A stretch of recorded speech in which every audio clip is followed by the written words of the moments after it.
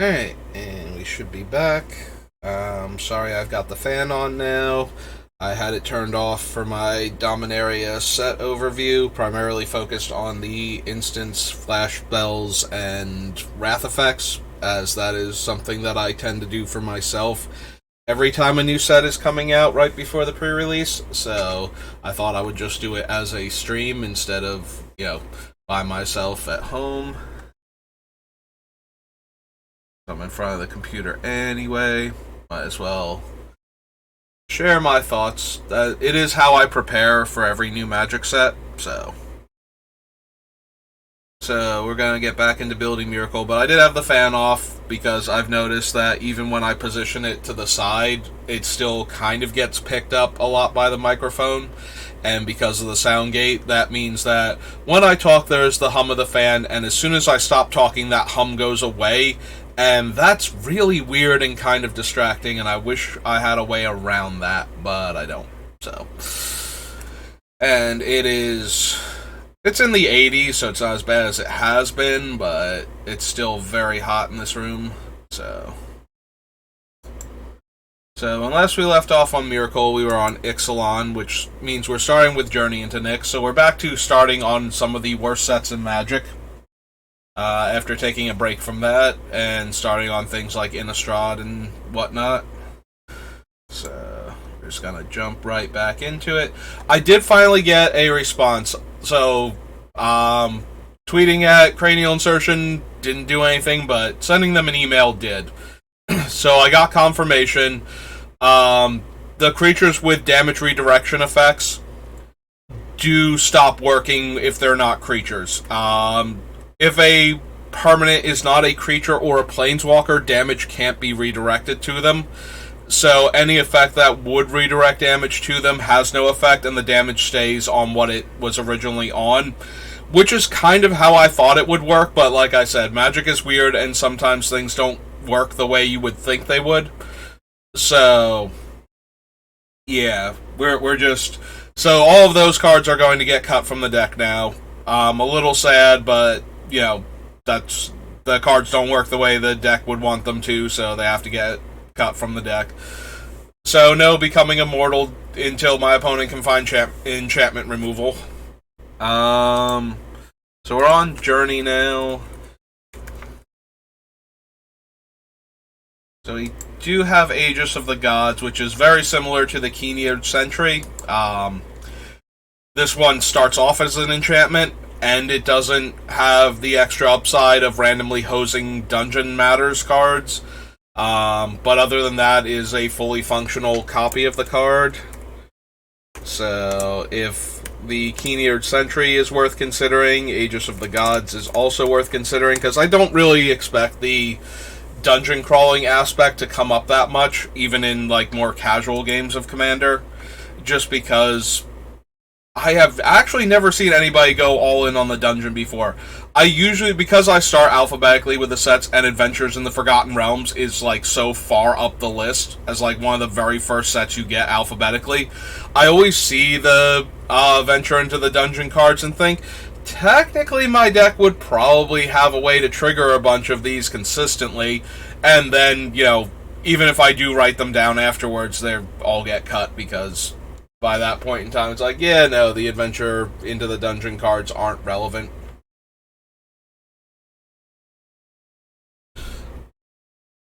So...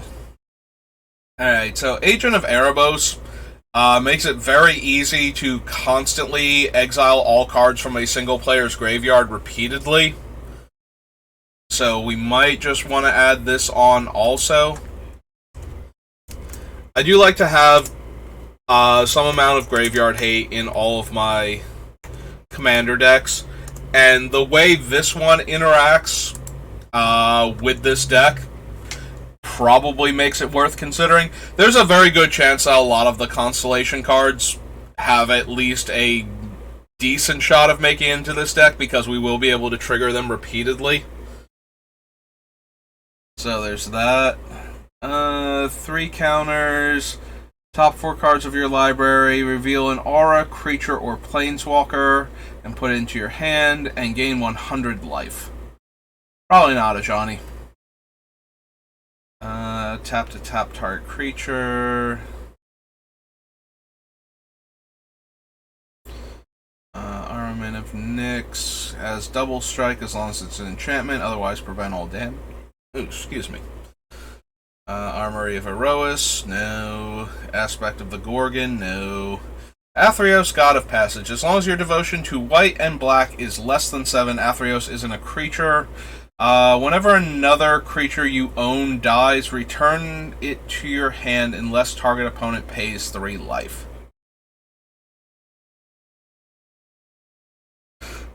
So let's see.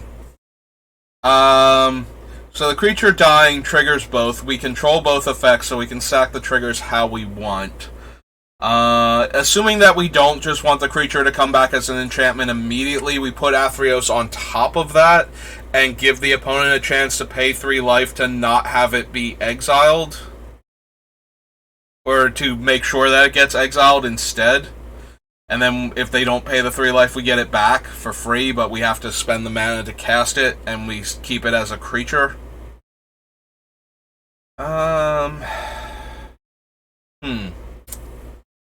Like, it does interact positively with Myrkul, but it's one of those things, like, that's how it's going to work. The opponent has the option to pay 3 life. If they do, we can still exile with Myrkul and make the token copy. If they don't pay the 3 life, it goes back to our hand, so we can't pay 3 life to make a token copy of it because there's nothing to exile anymore. So there's that. We can add it to the list, like Athreos might be playable. So Athreos, God of Passage. There's Banishing Light, Basara Tower Archer, 2/1 hexproof reach. Cast a spell that targets, put a 1/1 counter on it. When a counter is placed on it, remove a counter from target creature and opponent controls. Exiles a card from their hand until the maggot leaves play. -2/-0 and can't block. Equipped creature has first strike, trample, haste. Green and 1. Any number of target creatures get +2/+2 and untap them. Consign to dust, cost green and 2 for each target beyond the first, and destroy any number of target artifacts and or enchantments. Yeah, we should have plenty more that's better than consign to dust for that sort of thing. Each get +1/+0 and lifelink. Cast a spell that targets it, put a 1/1 counter on it, and it's a 2/4 flying lifelink. Exile target enchantment. If the exile card was a god card, search the controller's graveyard, hand, and library for any number of cards with the same name as that card and exile them, then that player shuffles. Destroy target enchantment or land. Choose not to untap. 6 tap. Tap target creature. It doesn't untap. As long as this thing remains tapped. No. Dictate of Erebos. Definitely could make it. We're going to want to be able to sacrifice our own creatures to start the enchantment aspect of them, so we will have... We're not all in on aristocrats, I've said this a few times, but the Dictate is still going to kill a bunch of other creatures because of the way our deck works, so it's certainly worth considering. Player taps a land for mana, that player adds 1 mana, so no, that's not what we're doing, and we don't want to play a Heartbeat of Spring in our deck. Constellation, target, or no, not target, creatures your opponents control get -1/-1 until end of turn. Target creature gains Intimidate, definitely not.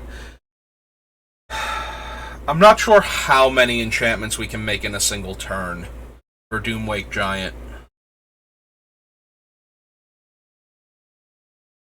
Like, generating constant value, like if we put in the Constellation creature from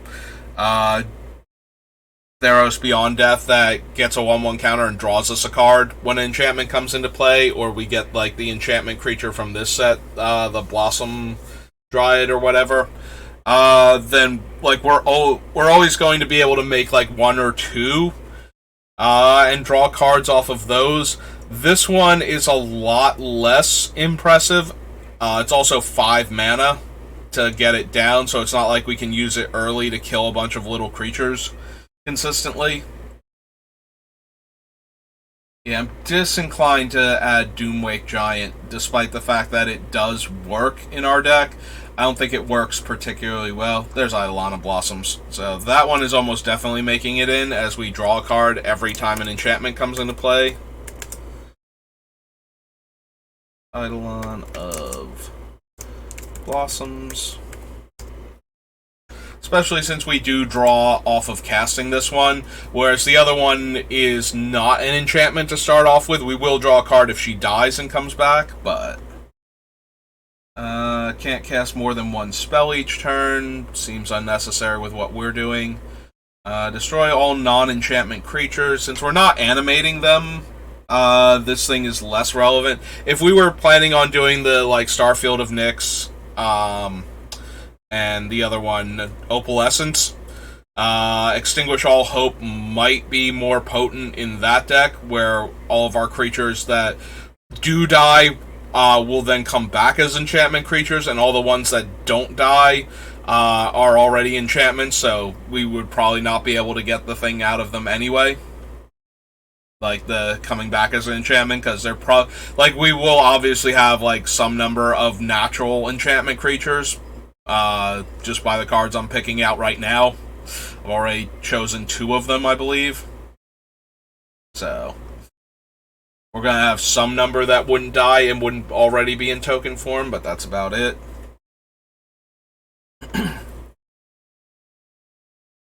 Fonts, and I don't think we need any of them.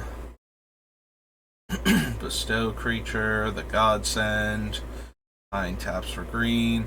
Or another enchantment enters the battlefield under your control. Target creature must be blocked this turn if able. Meh. Or another enchantment enters the battlefield under your control. Each opponent loses 1 life.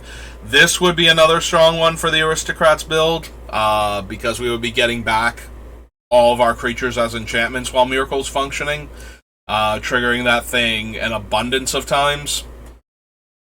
Hall of Triumph, choose a color. Creatures you control of that color get +1/+1. Harvest Tide, or another enchantment under your control. Prevent all damage that would be dealt to target creature this turn. Meh. Humbler of Mortals, or another enchantment. Creatures you control gain trample. No. Hydra, King Makar. Heroic gets a 1/1 counter. It's 1/1s. Destroy target enchantment creature and opponent controls. No. Don't need Mana Confluence. Don't need Festival. Beginning of your upkeep, each opponent draws a card. No. Deals combat damage to a player, you may sacrifice it. If you do, destroy target enchantment. No. Number of creatures get +1/+1 counter on each of them. X is your where X is the number of forests you control. You may reveal a creature card from among them and put it into your hand. Put the rest on the bottom of your library in a random order. Nope.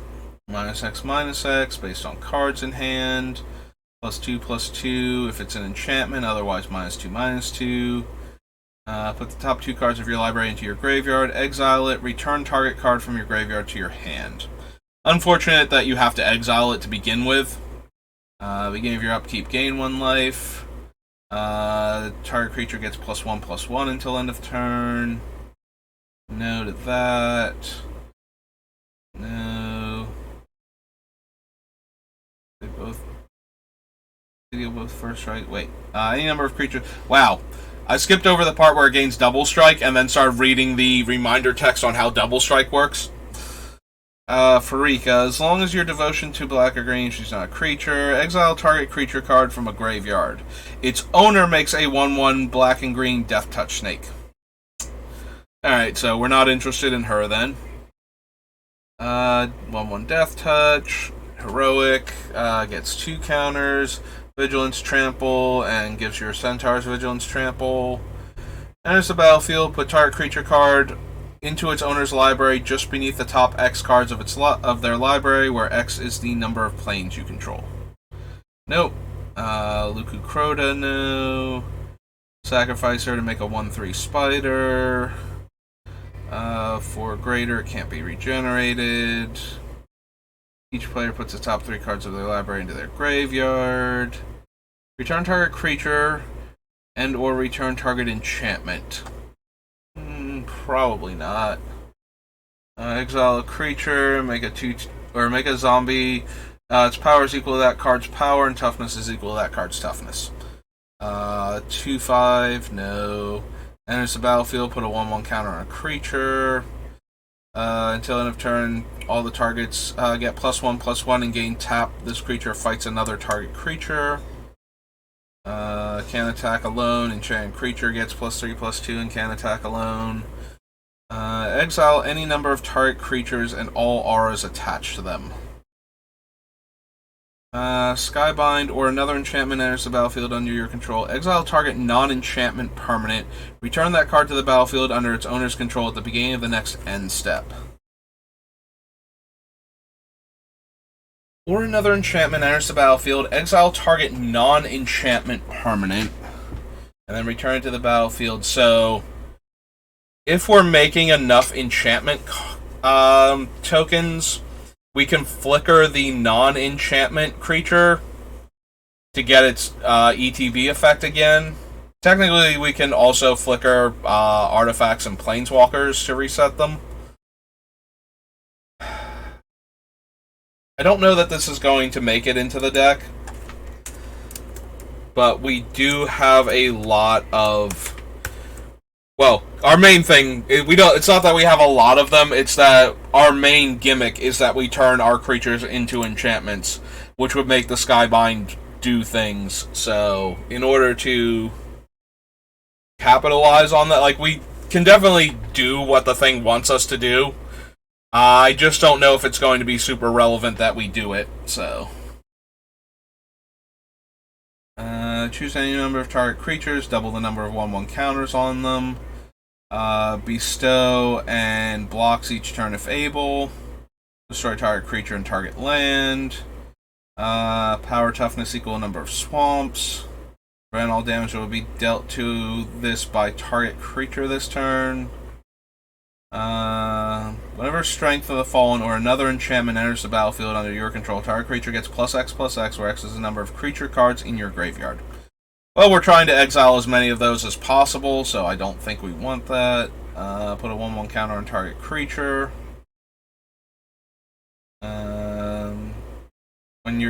When you're dealt combat damage, sacrifice this thing. Monstrosity. As long as it's monstrous, it has reach.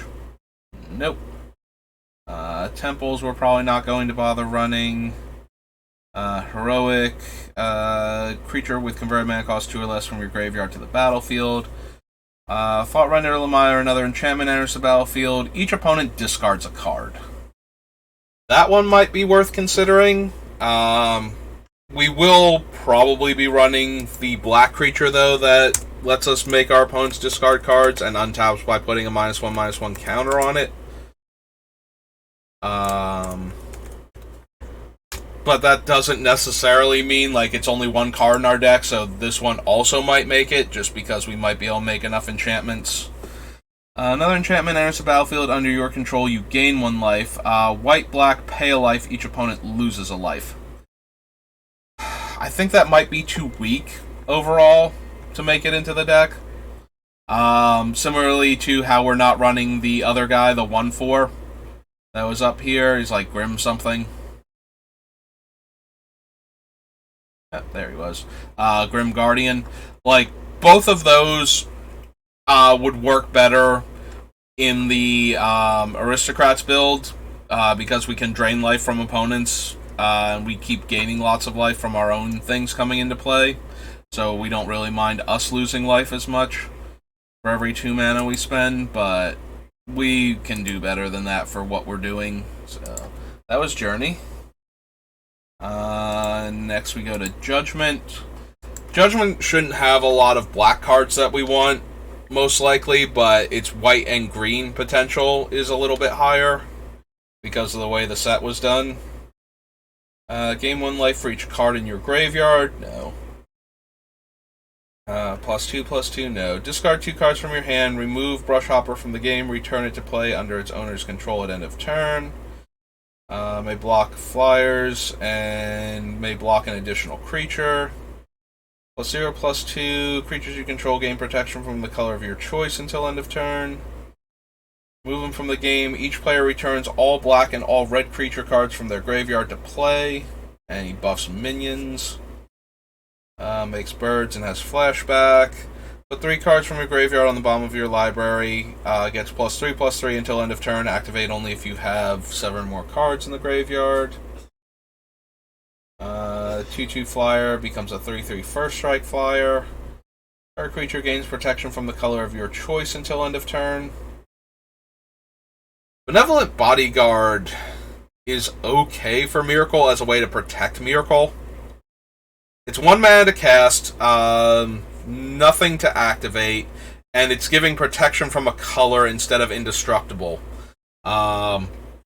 Which is more relevant primarily because...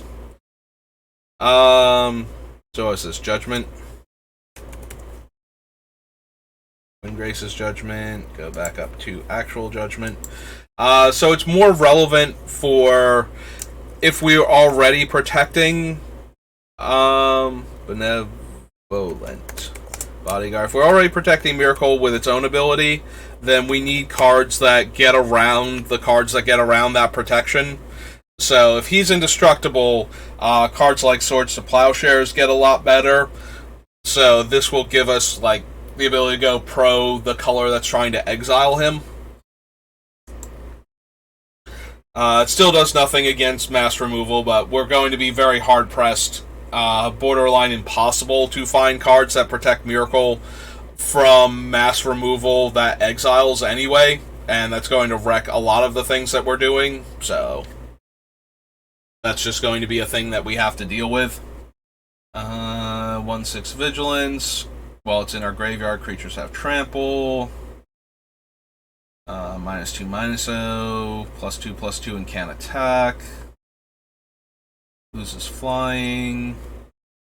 Deals combat damage to a player. Search your library for a basic land, put it into play tapped, and shuffle. Target attacking creature and gain life. Flying pro creatures. Makes a 6/6 and flashes back for like 12 mana, 11 mana, 9, 10, 11, 12 mana. Yep. Oh, it makes 3 of those tokens. Sorry. It's not as god-awful as it sounds, especially considering that it's already a 9-drop.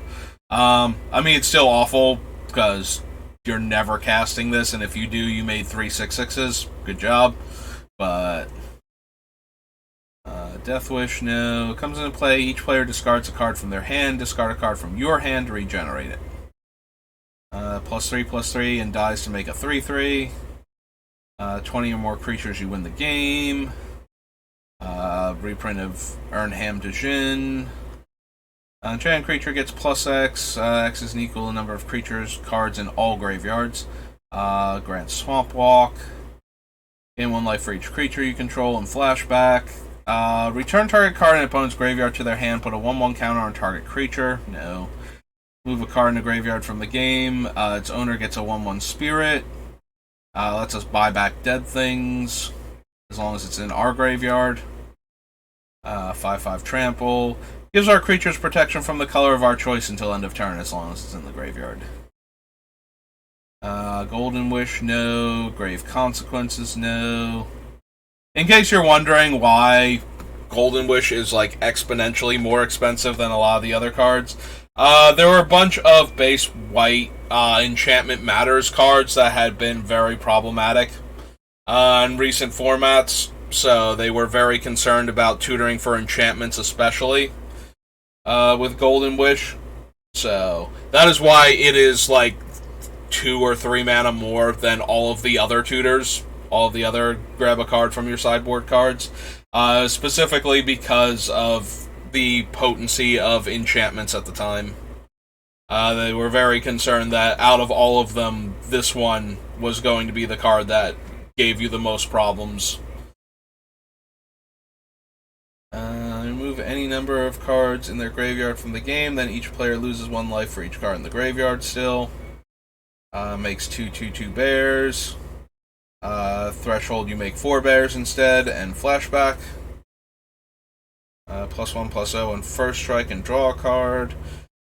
Can't be blocked. Oh, it has fear, and whenever it attacks and isn't blocked, defending player loses 1 life for each card in their graveyard. Tap, add 1 mana of any color that a land you control could produce. Threshold, whenever opponent plays a spell, you may put a creature card from your hand into play.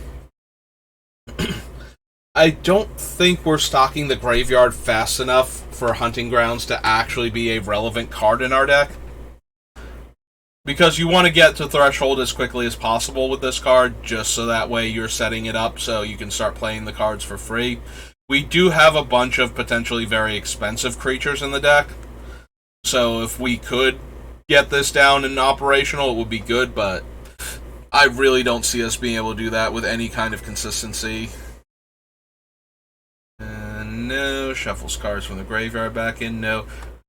Cross and Verge, like all of the other fetch lands, has a very easy time making it into any of my decks that are both white and green and have all the various dual lands in them. So Cross and Verge definitely gets the nod. Put a land from your hand into play. No. Tap up to 2 target creatures. No. Living Wish. Green and white creatures have protection from Gorgons. Threshold, Mass Gorgon has protection from green and white. Mirari's Wake, just generically powerful, doubles up on your mana, buffs all your creatures.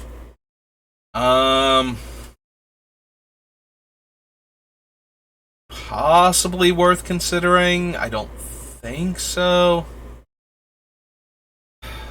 It does do a lot if you ever untap with it. Definitely one of these stronger, like, do-nothing enchantments where you cast it and it barely does anything to the board, and then, you know, you untap with it, and then you get to do all of the cool things forever. I don't know if we need it or not. I guess it's worth at least considering. We have so many expensive cards. 2 R's in Mirari, in the first part of Mirari.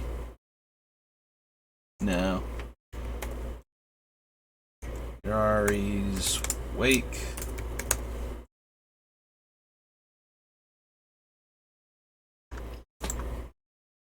Exchange your graveyard and your library, then shuffle.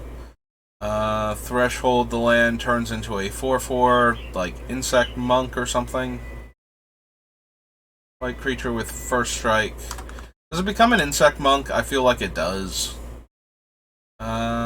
Insect Monk, yep, okay.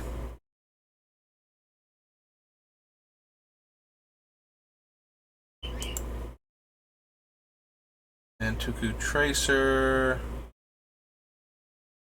You put target card from a graveyard on the bottom of its owner's library. No. Target enchant creature card from your graveyard to play. No. 2 target cards in an opponent's graveyard to their hand to destroy an artifact or enchantment. No. Prevents damage while it has counters on it. Same thing with the flock. All of the phantom creatures do that.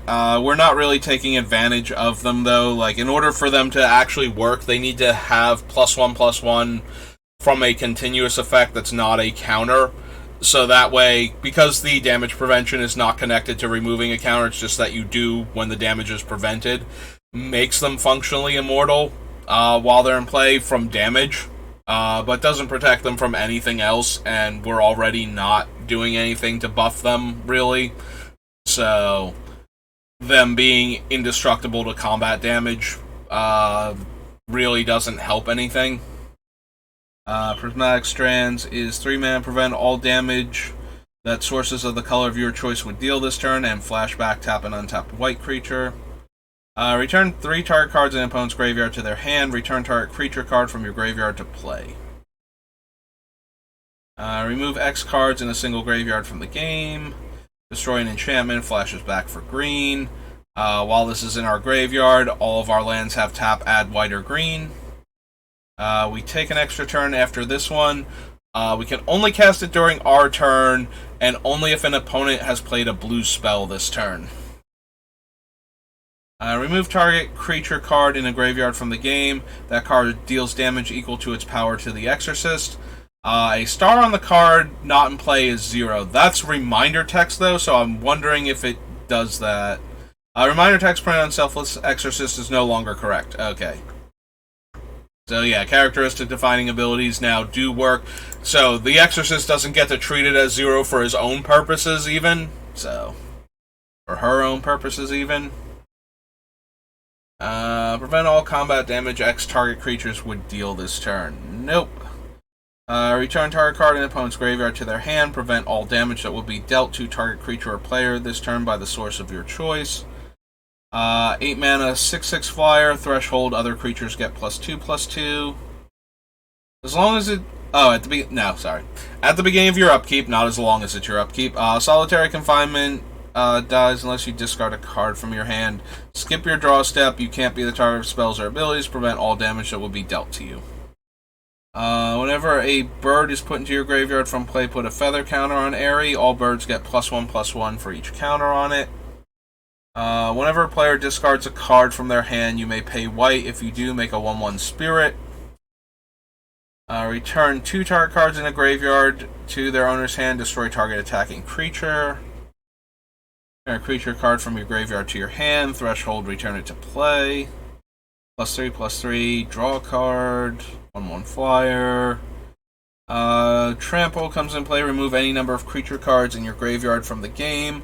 Power is equal to the total power of removed cards, and toughness is equal to their toughness. Sylvan Safekeeper can sack a land to give a creature I control Shroud until end of turn.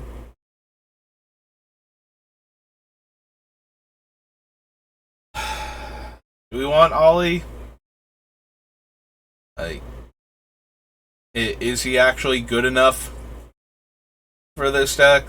Like, I can sacrifice a land to give him Shroud, like to give Myrkul Shroud. It's only 1 to cast this guy, and no mana to activate. The only downside is that sacrificing land to his ability makes it harder to recast Myrkul if Myrkul still dies after sacrificing lands to save him. It's still worth considering, I think, though. Anything that protects Myrkul in ways that aren't indestructible, especially, I think have more value. Especially if they are very cheap or can get down before Myrkul and then protect him once he's in play. Beginning of your upkeep, if you have 50 or more life, you win the game. +5/+5 until end of turn. -1/-1. And destroy it instead. Discard a card from your hand. Prevent all damage that will be dealt to Trained Pronghorn. 5 mana, 4/4 flyer. Sacrifice it unless you remove a card in your graveyard from the game. Threshold gets +2/+2, and when it's put into a graveyard from play, you lose 6 life. Werewolf. Threshold gets +2/+2, and when it's put into a graveyard from play, you lose 4 life. Discard a card from your hand, regenerate Tunneler Worm. Enchanted creature has protection from creatures. First strike and gives first strike when it's in the graveyard. Destroy target enchanted permanent. No.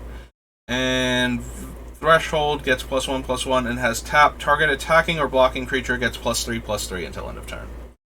So yeah, while the cards were stronger overall for white and green than they were for black in this set, still kind of mediocre. So that was Judgment. Now we get to do Jumpstart. And look for the unique cards from that set.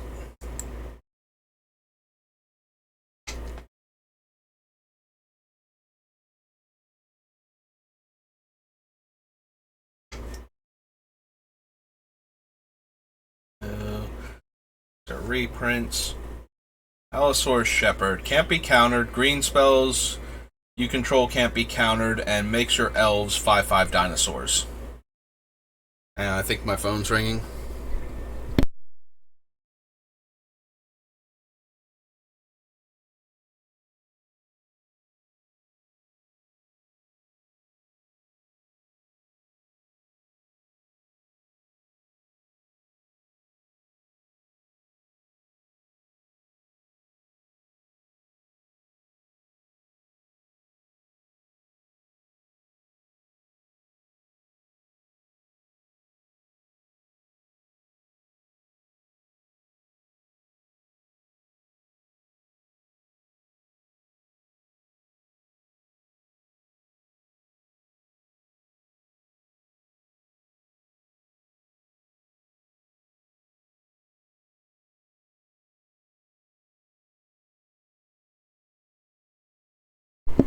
Alright, missed the call. So, gonna keep going for right now. So yeah. Our spells not being able to be countered is okay for 1 green mana, mostly to protect Myrkul, obviously. But we'll have to see what else I have access to. I don't think Allosaurus Shepherd is going to make it into the deck.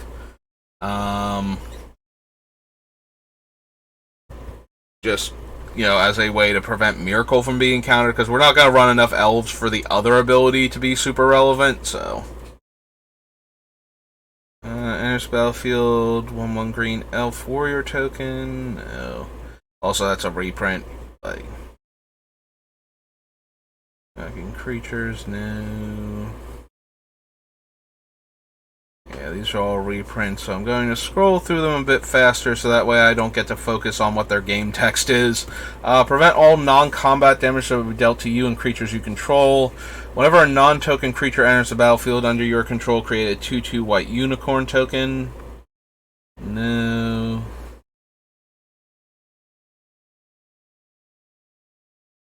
If one or more 1/1 counters will be put on a creature you control, twice that many counters are put on that creature instead. Tap up to 1 target creature and gain life equal to its power.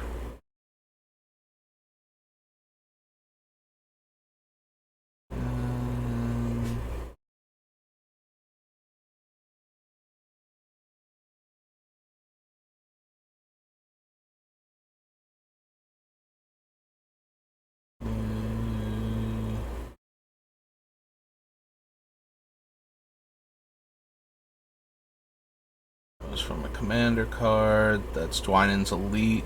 I feel like that's different artwork, though. Is that the same artwork that it has in, like, Origins? Okay, it is different artwork. That's kind of what I thought, and it threw me off when I first saw it. So back to the Jumpstart cards. Uprising, Emancipation Angel. Emil is 3 exile another target creature you control, then return it to the battlefield under its owner's control. Whenever another creature enters the battlefield under your control, you may pay hybrid white-green. If you do, put a 1/1 counter on it. If it's a unicorn, put 2 counters instead. So, Emil can spend 3 mana to flicker one of your other creatures.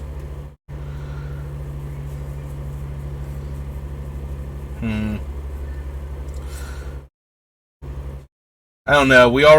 If we're going to have a lot of good comes into play abilities, we already have things like Conjurer's Closet and Teleportation Circle on the list. So while Emil is definitely playable in a deck like that, that's not our primary focus, and we already have, I feel like, better flicker cards than Emil. Although he is an activated one, so he can protect creatures from targeted removal spells, but if Emil's in play, it's not like people are going to run into that. I mean, that would be silly. Who would possibly forget that Emil only costs 3 mana to activate and can blink another creature? Certainly not me, while playing a draft, Yeah, I might have forgotten that Emil was only 3 to activate, and I might have tried to target a different creature while they had exactly 3 mana open, and had them blink it with Emil, and just been like, oh god, I forgot Emil was there and able to do that.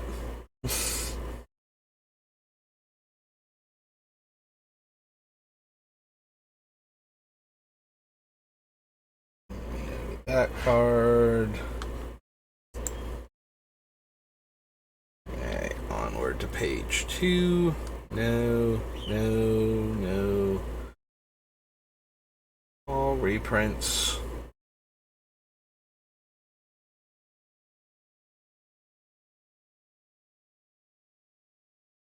Go to all of these.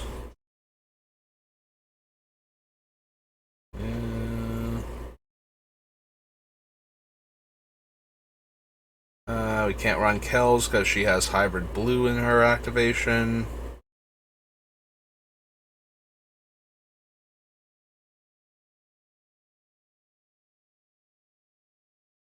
Five tap, sacrifice this thing, it deals 3 damage to any target. No. No. Thala, Lurking Predators, Mentor.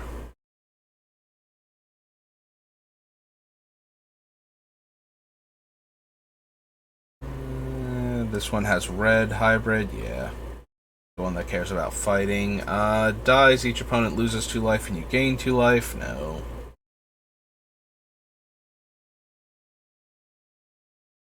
Not seeing anything else that's unique.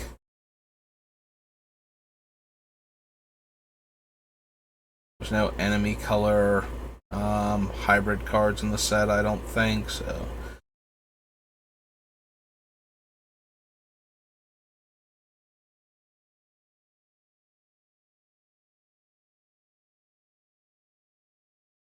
Dark Realms, Rishkar, Anglomancer, Scourge, Selvala, Settle the Score, Sholdred. No, I'm pretty sure that guy's a reprint. Attacks. Each other attacking creature you control with flying gets +2/+2 until end of turn. No. Enters the battlefield, put a 1/1 counter on each other creature you control. No. Attacks. If you control an artifact or enchantment, gets +1/+1 and lifelink. No.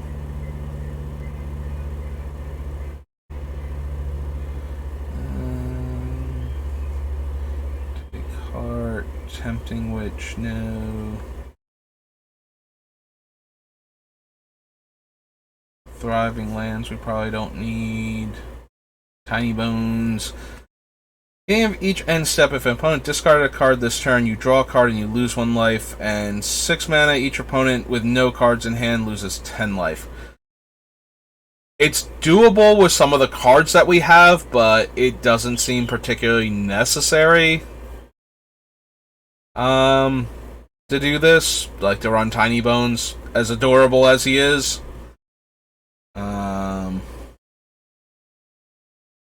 Like, I do love the concept of Tiny Bones. It's just like, it's this really, really tiny skeleton. He's like less than a foot tall, and he steals like little trinkets. And then it's like, well, why does this skeleton rogue need to steal things? And the flavor is just like, oh, he's got to feed his family. Like, that raises way more questions than it answers anything about this card. And now he's shown up again in Dominaria United on like 1 card just as a fun little thing. Like, the card's not even good, but it is a discard spell, and the idea that it references Tiny Bones again, and that it continues to be like, Tiny Bones is like this master thief, except that what he's stealing is only like super valuable. He's more like a magpie, stealing things that are small and easy to carry and shiny, than he is an actual threat at the time. So, there's a battlefield with X/1/1 counters on it, where X is the total toughness of other creatures you control. Sacrifice a creature with Defender. All creatures gain Trample. Nope. Nope.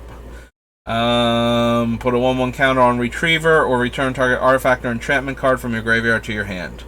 Unnecessary for what we're doing.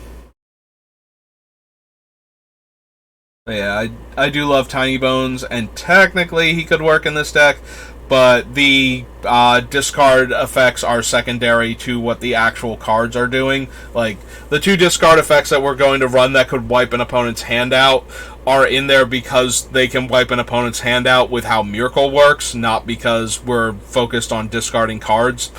So it's not like we're going to be running the other cards that punish players by, when they discard a card, bad things happen to them, that we could be running. So, which of the Moors is Death Touch? Beginning of each end step.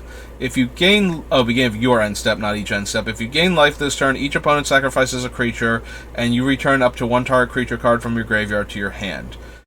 We don't gain life a lot from various things, so I don't think she's going to make it either. And then we're done. Alright, so that was Jumpstart.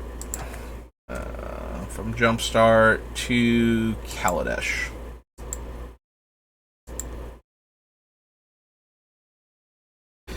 Well, there are going to be a bunch of cards that we're not interested in because of energy, I think. Like, I'm not expecting to do a whole lot with that. Although we would get the comes in playability twice on creatures that make energy, but I don't think most of them are going to make it. Exile target creature you control, then return that card to the battlefield under its owner's control and draw a card. 2/3 Flying Vigilance Lifelink. No. Flying Lifelink enters the battlefield. Move any number of 1/1 counters from another permanent you control onto Aether Marauder. No. He would be interesting as a way to pick up all of the counters from our other permanents when they come back as non-creatures, but that's not really a thing. Cast a spell, you gain 1 life for each spell you've cast, and pay 50 life, deal 50 damage. Or another creature enters the battlefield, you get an energy. When it attacks, you may pay 2 energy to put a 1/1 counter on it, and tap up to 1 target creature. So the main reason for energy, to run it in a deck that's not very specifically focused on it, is Aetherworks Marvel. Aetherworks Marvel is able to generate its own energy from your stuff dying. Which, we're going to be sacrificing a lot of stuff, so it's not incomprehensible to get enough energy to activate Aetherworks Marvel a couple of times. So what is it? 6 energy, looks like. You look at the top 6 cards of your library, and you may cast a card from among them without paying its mana cost. So, Aetherworks Marvel is very dangerous for the same reason it was when it was in Standard, and various other formats before it started getting banned out of them, in that it lets you cast very large and powerful spells just because they happen to be in the top 6 cards of your deck. Is it actually worth it to run it in this deck? Like, we can generate energy just by sacrificing our stuff, which we want to do anyway. Are we going to have enough things to hit with Aetherworks Marvel consistently that we want it? Maybe.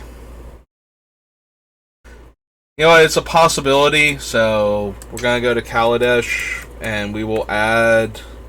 Kaladesh. There we go. And we will add the Aetherworks Marvel. The downside to Marvel is that if it gets destroyed before you get your 6th energy, unless you can and want to sacrifice other things to it, you might get stonewalled there. And then if you were building up primarily for Aetherworks Marvel and not for the other reasons you were sacrificing the permanents, then you can't use it now.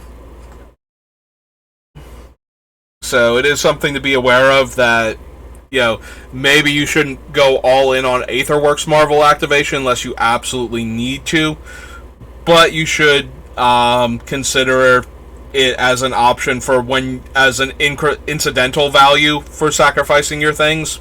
That will let you cast free spells whenever you hit 6 permanent sacrificed. So, and it does work when your other stuff dies too. So if your opponent is destroying all of your things that aren't Aetherworks Marvel, you'll get counters and then can maybe rebuild that way. 4/3 Fabricate 1. 2/1 Fabricate 2. You control, you may pay 1. If you do, create a 1/1. I just flashed into the yellow real quick. That was kind of surprising. Nobody else is home that would be online, so not sure what that was about. Maybe it was just a little hiccup. I just happened to see it out of the corner of my eye, though. 1 or more counters are put on permanent you control. Pay 1, make a servo. 3 tap, choose a counter on target permanent or player and give that permanent player another counter of that kind.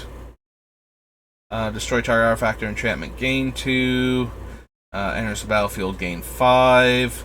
Landfall, make an energy, and that's like 8, I think, to make the 6/6. 1, 2, 3, 4, 5, 6, 7, 8. Yep, okay. Yeah, probably still don't need that one.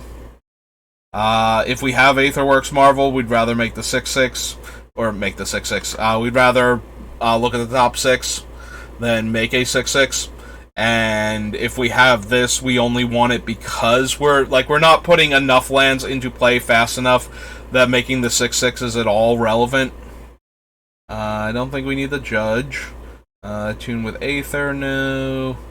Creatures your opponents control enter the battlefield tapped. Whenever a creature enters the battlefield under an opponent's control, gain 1 life.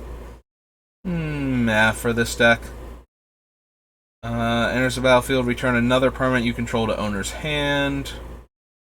Attacks, it deals 1 damage to target creature or player. 4/5 that can gain vigilance. +2/+2 in hexproof. Enters the battlefield, draw a card. Can't run that one. Makes 3 energy and pay 3 energy to give it a 1/1 counter in hexproof. +2/+2 if it's an artifact, it's indestructible. Enchanted creature can attack. Whenever an opponent casts a spell, if it has a single target, change the target to enchanted creature if able. Enters the battlefield. Each player chooses an artifact, a creature, an enchantment, and a planeswalker from among the non-land permanents they control, and then sacrifices the rest. Chief of the Foundry, Puzzle Nut, Delta players, Defender in Reach. Get 4 energy, prevent all damage that would be dealt to you this turn by a source of your choice. When it attacks, pay an energy, another target creature gains indestructible until end of turn. Fabricate 2 and attacks. You may have other attacking creatures get +X/+X, where X is this thing's power. No. Creature enters, I get an energy and 4 tap, bounce a creature. No. Demolition Stomper. Demon of Dark Scheme sometimes makes my deck, just because it's whenever a creature dies, you get an energy, and it's another Massacre Worm. So sometimes this will make my deck. If I want the Massacre Worm effect on it, and the fact that it can occasionally just let me pay 4 energy and steal an opponent's dead creature. Or get one of my dead creatures back directly into play. I don't think it's going to make it into this deck, but it is a thing to consider. Also, with it and the Marvel, you get 2 energy whenever one of your creatures dies, which makes it faster to activate either of them. Die Young, Dubious Challenge. Can't run that one. Enters the battlefield, put target artifact or creature from graveyard on top. No. Can pay 1 to give it a counter, and 6 sacrifice it. Put a 1/1 counter on each creature I control. Instants and sorceries give me 2 energy and pay 5 to deal 3 damage. No. Fabricate 2. Sacrifice X creatures, destroy X target creatures. And it's a 5-drop. Don't think we need that. Enters the battlefield tapped. Has menace as long as you control an artifact. 1 creature gets +5/+5 in trample, or all of your creatures get +2/+2 in vigilance. 3 damage, gain 3. Whenever you get 1 or more energy, put a 1/1 counter on target creature, and 4 tap, get an energy. The elephant that really loves his job. Fairgrounds Warden, no. Filigree Familiar, probably not. Fire Forger's Puzzle Knot, no. Fortuitous Find, Foundry Inspector. Alright, that's an artifact and a creature back for Fortuitous Find. We don't have enough artifacts that making them cheaper matters to me. +1 power as long as you control an artifact. Destroy small things, small artifacts specifically, or small enchantments. Gets bigger every turn and deals me damage. Gain 1 life for each creature destroyed this way. Cruise vehicles, makes makes creatures unblockable by small things. Other way around, not small things unblockable. Makes it so small things can't block the target creature. Each player can play an additional land at the beginning of each player's upkeep. If that player has no cards in hand, that player draws 3. Fabricate, no. Gonti. Reach, as long as you control Nisa, gets +2 power and has vigilance. So Gonti is just generically powerful, and getting his comes into play ability a second time is certainly good, but I don't know that we're going to have room for him with all the other stuff that I've been pulling out, and I don't necessarily think that he's that much better than anything else that we've picked that's probably going to get cut anyway. So, it's 1/1 until end of turn, reach and fabricate, hunt the weak, impeccable timing, +2/+1 to your guys, can let us tutor for an artifact if we have enough of them.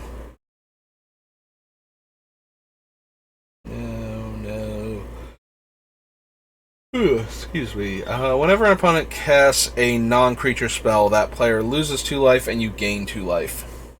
Again, Aristocrats build probably would want Campbell, but I don't think we need him for this version. Yeah, there's definitely a much easier Aristocrats build to Myrkul, but I'm way more interested in the, hey, my creatures are now enchantments, what does that do to the opponent?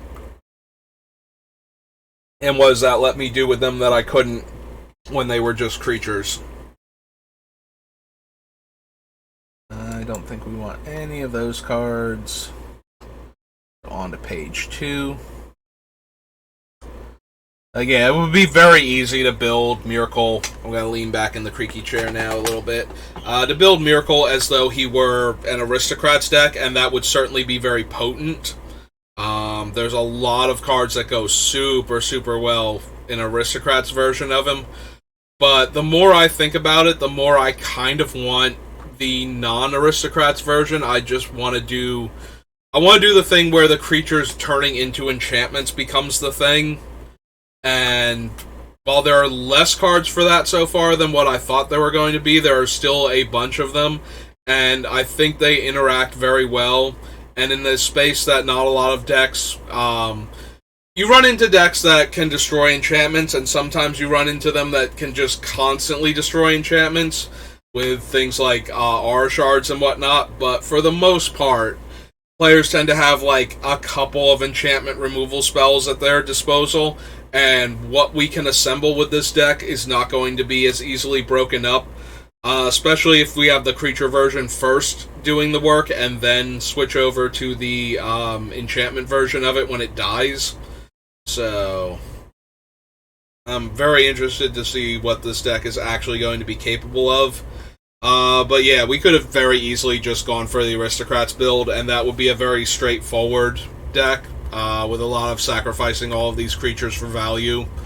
But that's less fun, I think, than what we're doing right now.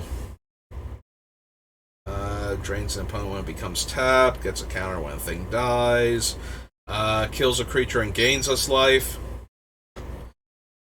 Gear Hulk might be relevant. The life gain portion of it to stop us from dying while we're setting up. And it's a good flicker target for some of the flicker effects that we have, and it's good to come back as an enchantment and just kill a thing when it comes in. I think it's worth considering at least. More so than the other Gear Hulks. Like, the white one would blow up all of our other enchantment tokens. So that's less appealing to me. And the green one just puts counters on things.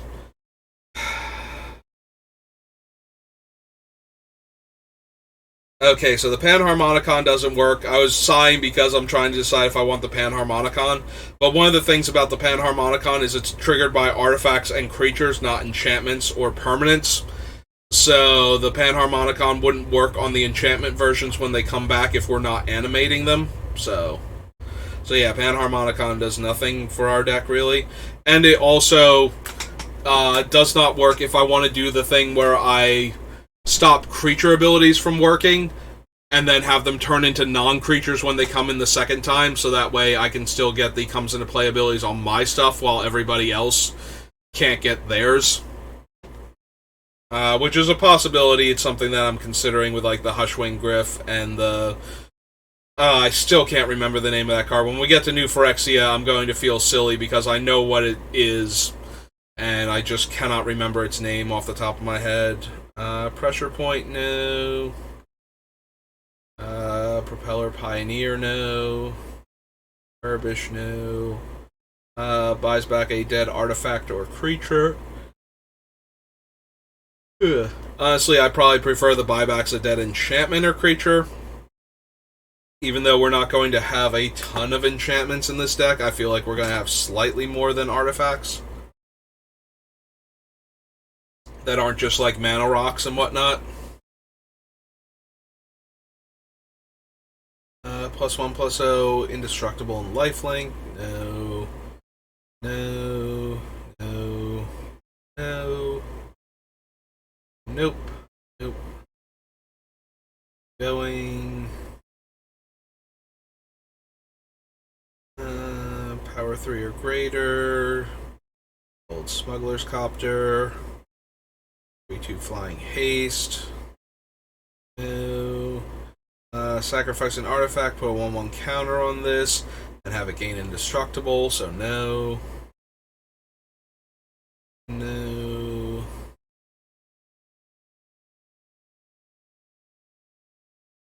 Board. Gets energy. Alright, it's a thriving creature, so no to the thriving creatures. Don't think we need Toolcraft Exemplar. 3/2 Vigilance. Another artifact enters the battlefield, you can pay 1 to drain 1. And sacrifice it to destroy target creature, only if you control 2 or more artifacts. That, again, don't need Gear Hulk. Weaponcraft Enthusiast might be one of the cheapest creatures that makes multiple tokens. Unfortunately, that's still not going to be good enough for us. Yeah, it's a 3-mana creature that makes 3 bodies when it comes in itself, and you can fabricate the 2 1/1s. Still not quite what we're looking for.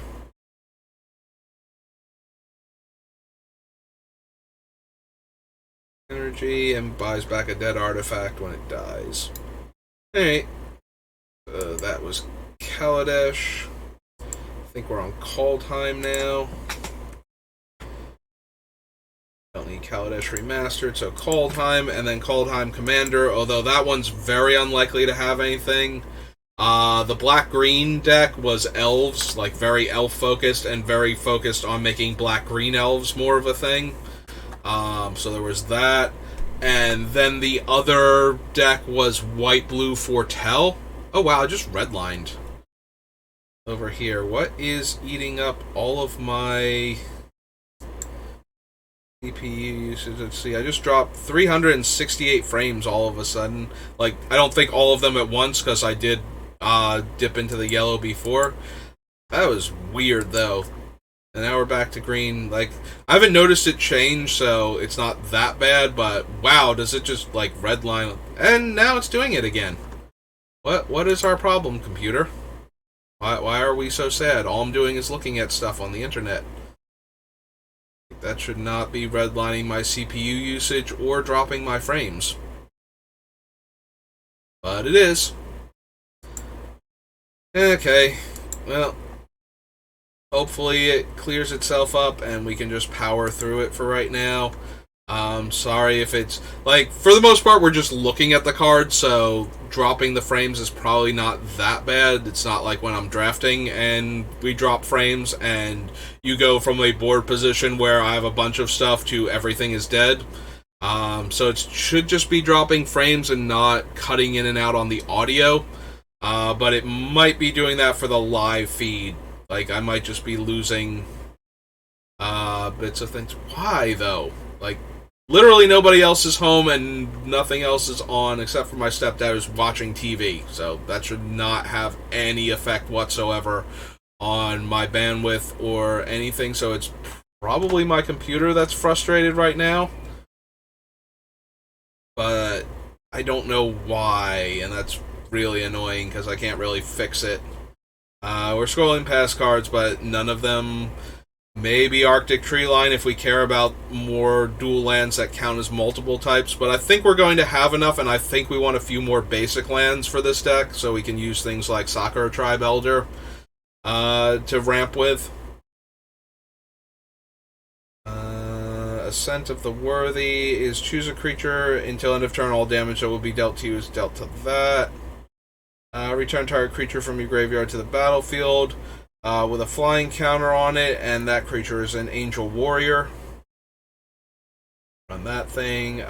Boast, untap this and gets a counter.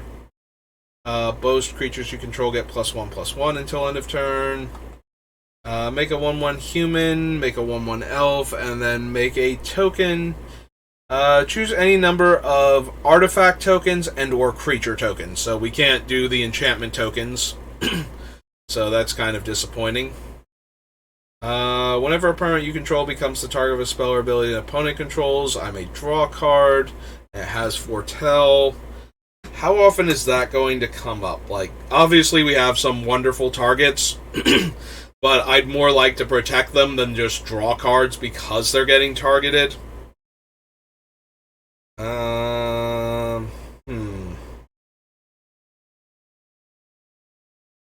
And I think we have some other cards coming up that will protect our stuff or retribution on behalf of our stuff a bit better.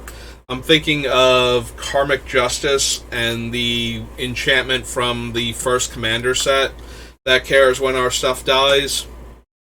So I think both of those are probably going to be better, so we're going to skip over Battle Mammoth for right now.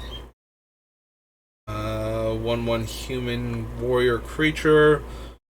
Binding is fine, but I think we have better options than it.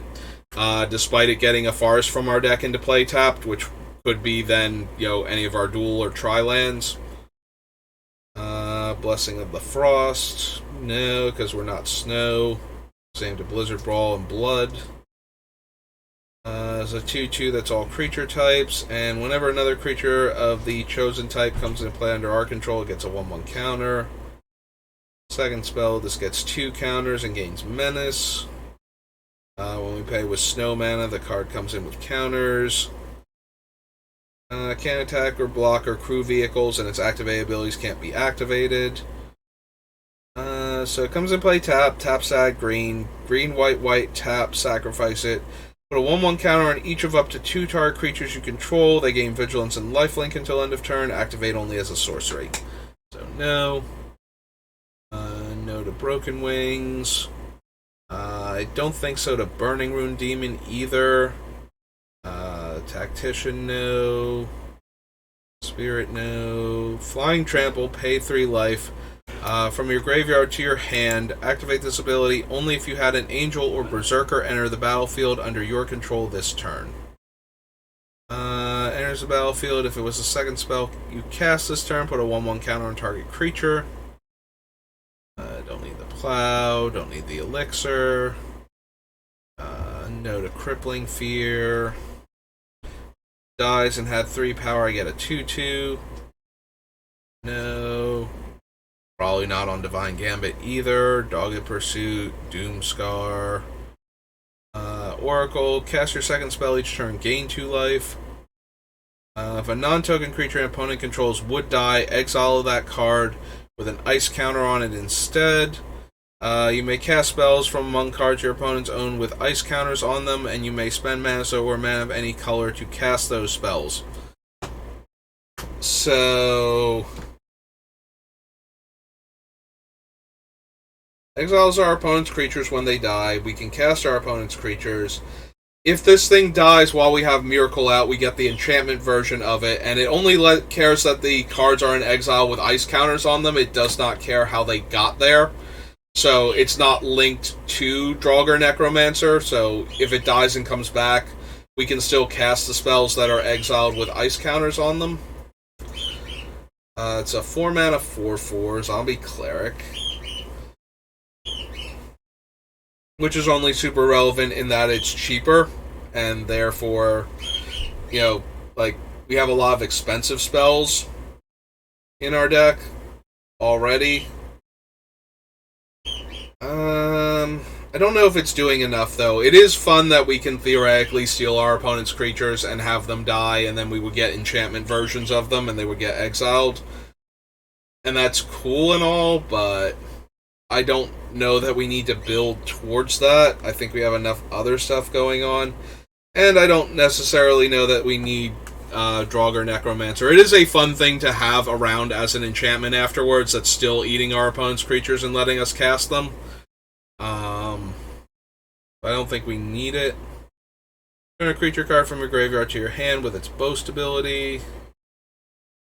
No to that. No to this thing. When we foretell, this thing gets +2/+0, and all of our stuff can be foretold, and makes it 2 mana cheaper when we finally cast it. Boast. Not each opponent. Target opponent loses a life and I gain a life.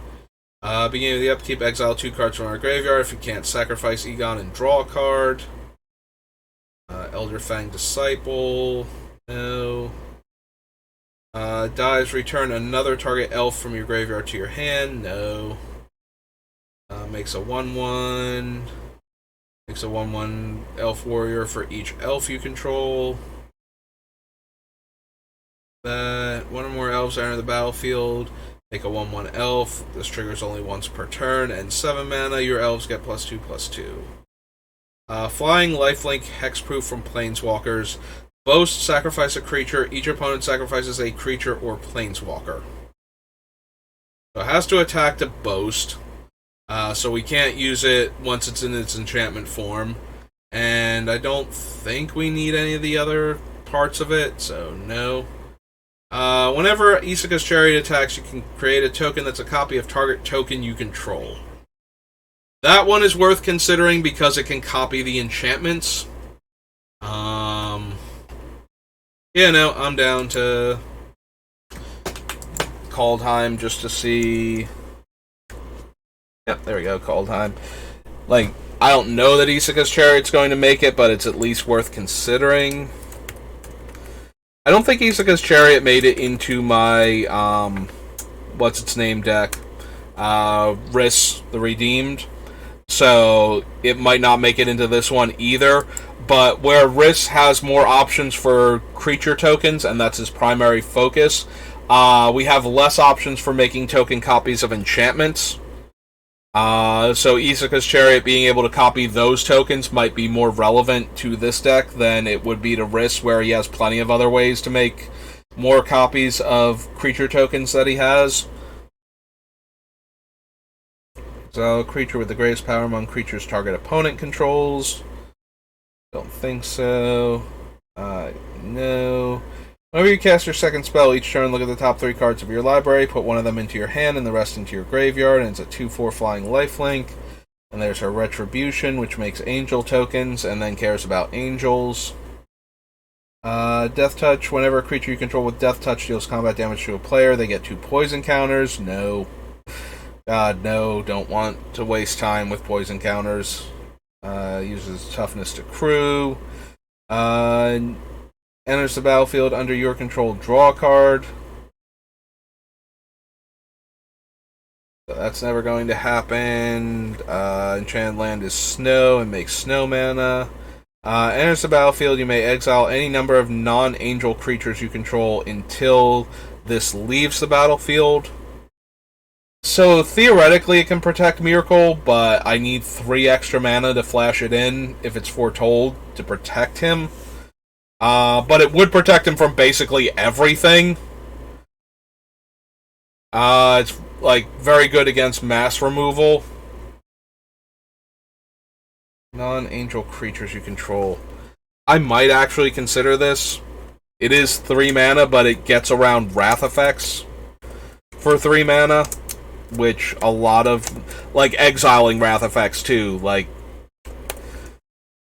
since Myrkul might just be indestructible against regular wraths, but, you know, as a way to get around Terminus, Farewell, that sort of effect is worth considering at least. Vigilance and Foretell. Boast, tap target creature. Sacrifice Hall, and a creature you control to make a 4/4 angel with flying. It's sorcery speed, so no. +1/+0 menace, 5/5. 1/1 comes into play, gives out a counter, flying trample, and like double snow +2/+2 until end of turn. Creatures you control that are enchanted or equipped have double strike. Beginning of combat, you may attach target artifact or enchantment. Target aura or equipment, not artifact or enchantment. I mean, we're going the same place. It's just, you can't normally attach those other things to it. To a creature you control, the Sword of the Realms might be better. I have to double check what its exact wording is.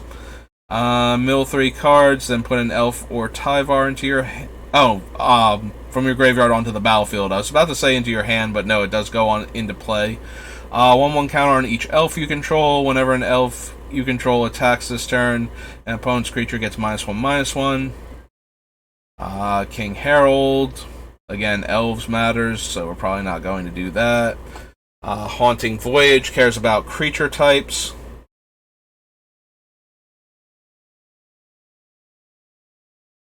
No to those.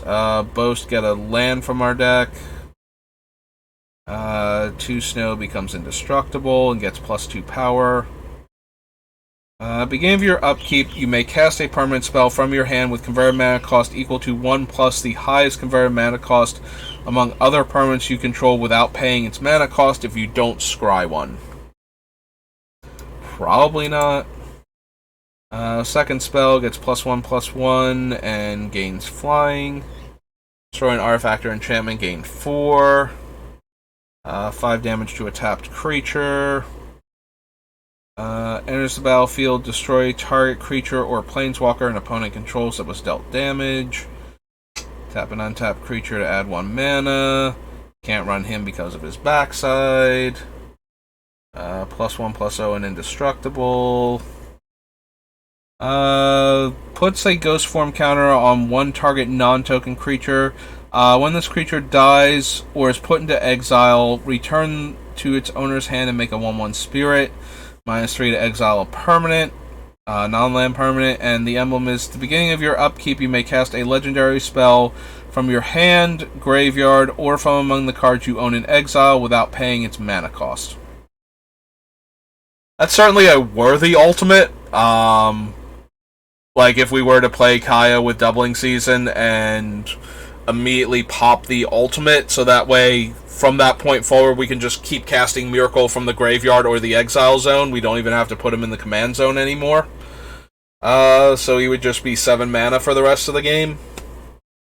The +1 is okay with our comes into play abilities, and the minus is certainly serviceable as a what's its name? Underend variant. So yeah, alright. We'll give Kaya a shot at least.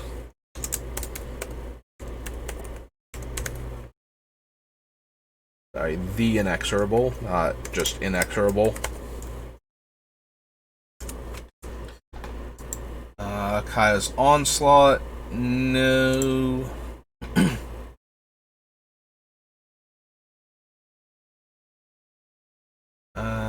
His Revenge. Until end of turn, target creature gets +1/+1 for each creature you control and gains trample and must be blocked. No. As long as you control 3 or more legendary creatures, gets +4/+2 in its vigilance. Look at the top 6 cards of your library and reveal a legend.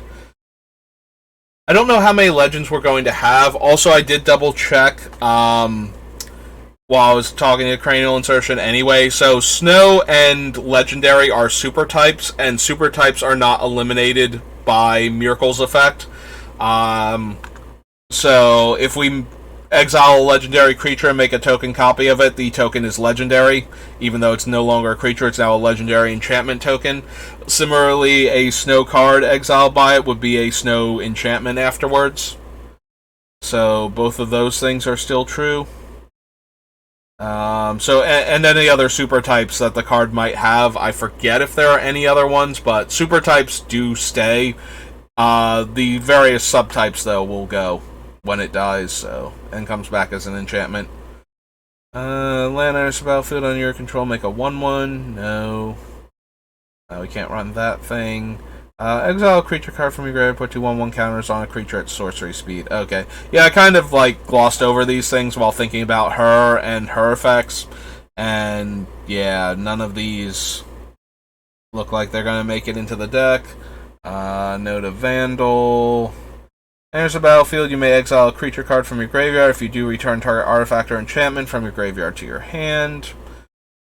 As a 5-mana 4/4, I think not. Old Growth Troll dies into an aura on a land. I don't think we need that. Can't run Path. Poison, no. No. -X, where X is the number of snowlands you control. Noted this one, because we don't have a lot of creature types that, we don't share creature types in the deck very well. So, similarly, no to raise the Draugr. And to rally the ranks. And we don't have enough angels for Rampage. Or for Realm Walker to be super relevant. Snowlands your opponents control enter the battlefield tapped. Non-creature spells your opponents cast with CMC 4 greater cost 2 more. No, not quite good enough for what we're doing. Renegade Reaper enters the battlefield, mill 4 cards. If at least one angel was milled, gain 4 life. Nope. Don't need the ring. Don't need the marshal. No return on the tide. Cares about angels or clerics, so no. Makes X 2/2s, where X is the number of non-token creatures that died this turn. Not for what we're doing.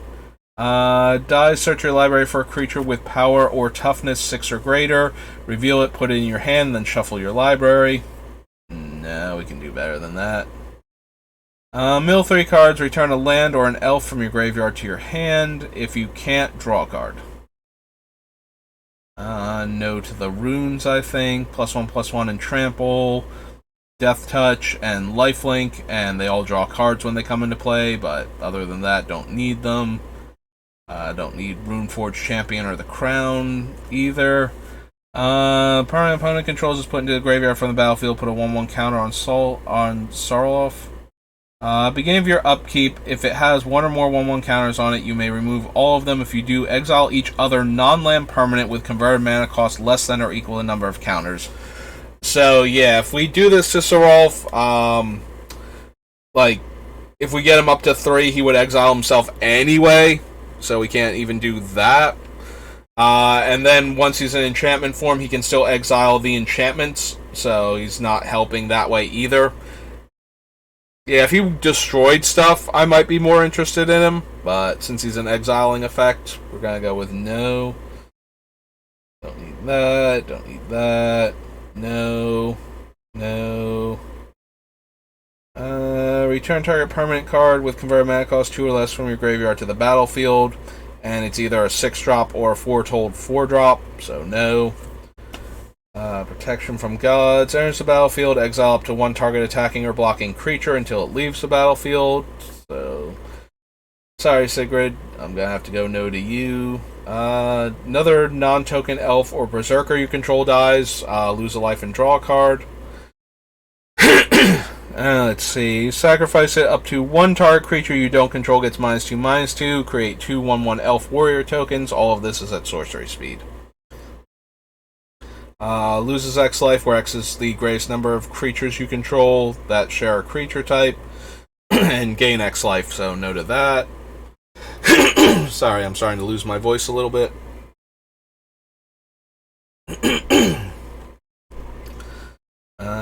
No to Skull Raid. Snakeskin Veil is okay. Again, it gives hexproof rather than indestructible, so it would be another way to protect him, but I don't think so. I don't think I'm going to have a lot of room for cards that do that are one-shots on top of that. So it's more likely that I'll be running the creatures that sacrifice themselves to protect your other things. And even those are kind of unlikely. Makes your angel spells cheaper, makes your artifact and enchantment spells cheaper. Makes a bunch of angels. No. And fights target creature. No. No. No. Alright, so there's Sword of the Realms. Equipped creature dies, return to owner's hand, and it costs 2 mana to equip, so probably not. We do have a bunch of ways to make players sacrifice things, so we could, in theory, run Tegrid. I don't know that we need her, and her backside is not particularly relevant to what we're doing. Her front side, though, coming back as an enchantment is still kind of potent, so that makes me at least want to consider Tegrid.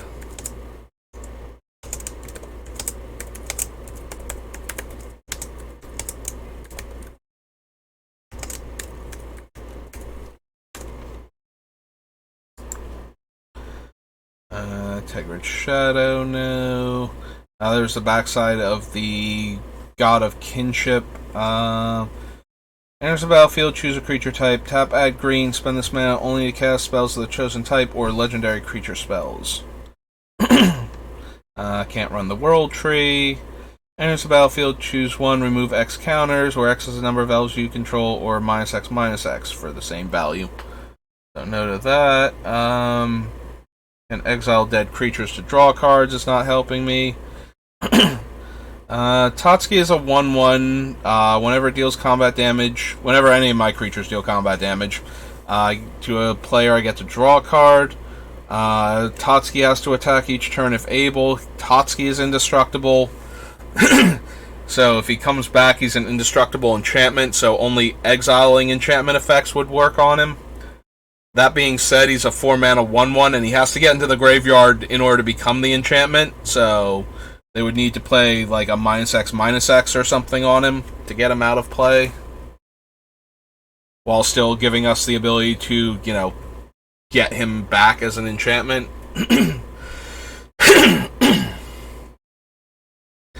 So I don't think I need Tatsuki then. I can't run Volky because of the backside. The source that opponent controls would deal damage to you or permanent you control. Prevent that damage. Whenever you or another permanent you control become the target of spell or ability, counter it unless the controller pays 1. So no to the backside. Also on, what's her name? I'm sorry, I've forgotten her name already. Which I used to run her in, for my standard dailies because she used to mess so much with, what's his name? The companion, the blue-white one that flickers everything. Yorion. Used to really mess with the way the Yorion decks would control the game in the early stages and would stop them from playing their relevant spells long enough. And then sometimes you would play this against mono red and you would put down the backside and just never take damage. Beginning of your end step, if you gain 4 more life, you get an angel, and it's a 4/5 flying lifelink. Don't think we need that though. 2/3 Death Touch Boast lets a player search for a card. Vorinclex. Oh, Vorinclex is an enchantment. Our things gain double the counters, opponents' things gain half as many counters. So Vorinclex works if we care about Planeswalker abilities, because it's another way to double up on them and get them to immediately ultimate, similar to Doubling Season. And it's one of the few cards that just, when it's down, just does that. I don't know how many other counters we care about in this deck, and I don't know how many Planeswalkers we're going to run.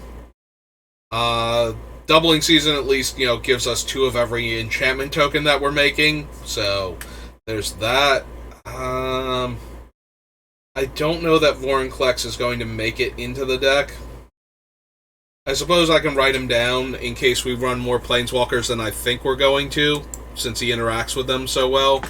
And because he'll come back the second time if Myrkul's in play, then he's just another Doubling Season type effect for that. Sorry, Vorinclex. Not Clicks. Monstrous Raider. it's entirely probable that we're going to wind up cutting him because he's not following the main focal point of the deck. If it's trying to equip, make a 2/1 dwarf. No. And Weathered Runestone. Non-land permanent cards in graveyards and libraries can't enter the battlefield. Players can't cast spells from graveyards or libraries. Way down, Wings of the Cosmos, Wither Crown, Woodland Chasm, and Youthful Valkyrie. So no to all of those. And I keep dropping frames. I don't know why. I don't know what can possibly be eating any of my frames right now, but something definitely is. Alright. Well, that was Kaldheim. Oh yeah. Oh, Kaldheim Commander. We can definitely do that real quick, if nothing else. Yeah, I'm already starting to, like, lose a bit of my voice, too, on top of that, so between all of that, I might stop. But the problem is that I wanted to do, some drafts later on, and that's going to be even worse. Look at it, red line already. All I did was go to the new page. Stop that. Yeah, you probably won't be able to see it on the VODs, but maybe just, like, the scrolling part of it.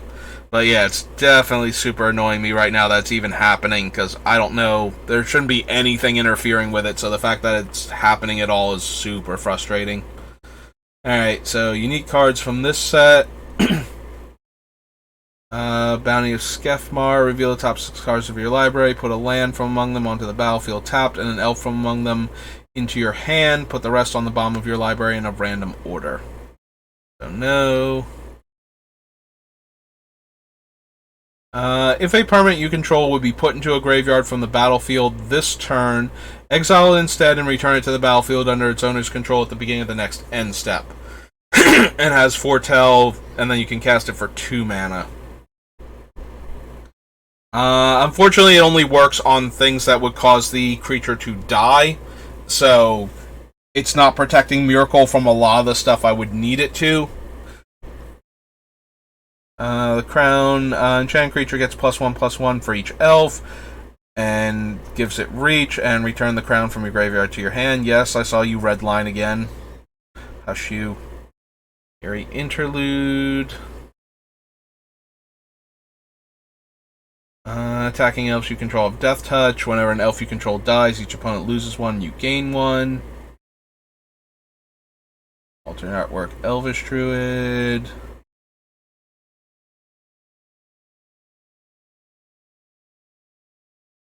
Probably no to all of these.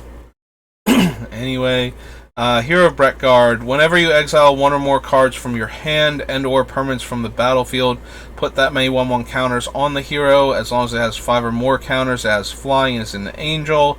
If it has 10 or more counters, it's indestructible and is a god. So no to that one, because we're mostly exiling from the graveyard, so that's not helping anything. So exiling from hand and battlefield are less likely to keep happening.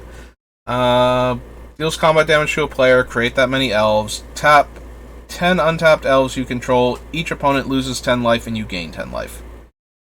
No to that.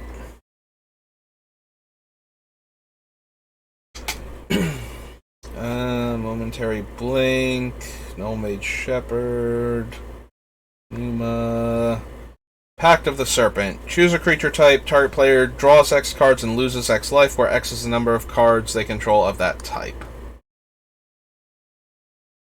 No.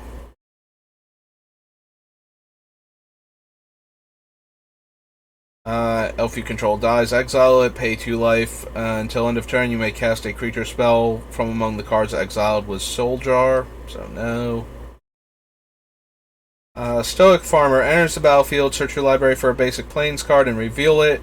If an opponent controls more lands than you, put it onto the battlefield tapped, otherwise put it in your hand, and this guy has Foretell. Nope.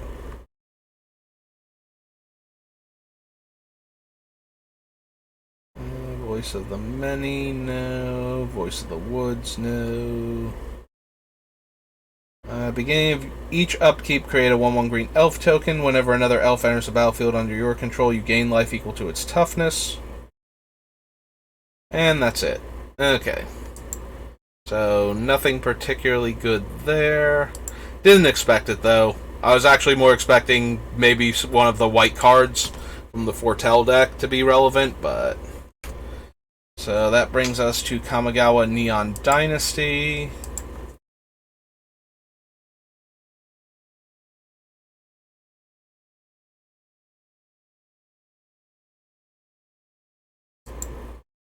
Yeah, I'm watching it flicker from like dark green to light green, and it's not even trying to load the page yet. So...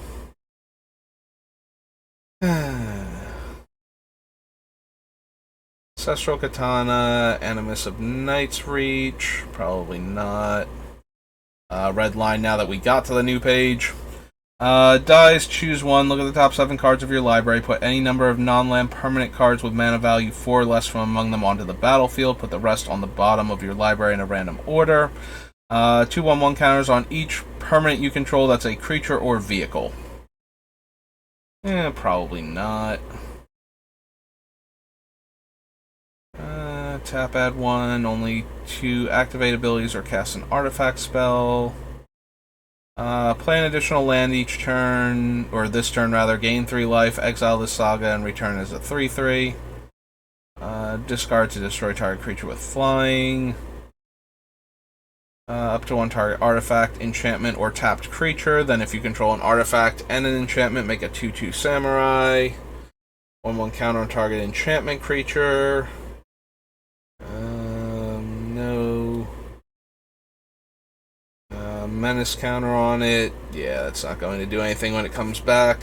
None of the ninjas are because they're not going to be able to attack. That. Enters the battlefield. Look at the top 5 cards of your library. Reveal a creature card or enchantment card from among them. Put it in your hand. Put the rest on the bottom. If you didn't reveal a card this way, gain 4 life. +X, where X is the greatest mana value among permanents you control, and untap that creature. Makes 2 1/1s if we channel it. An enchanted creature gets +1/+1 for each creature and vehicle we control.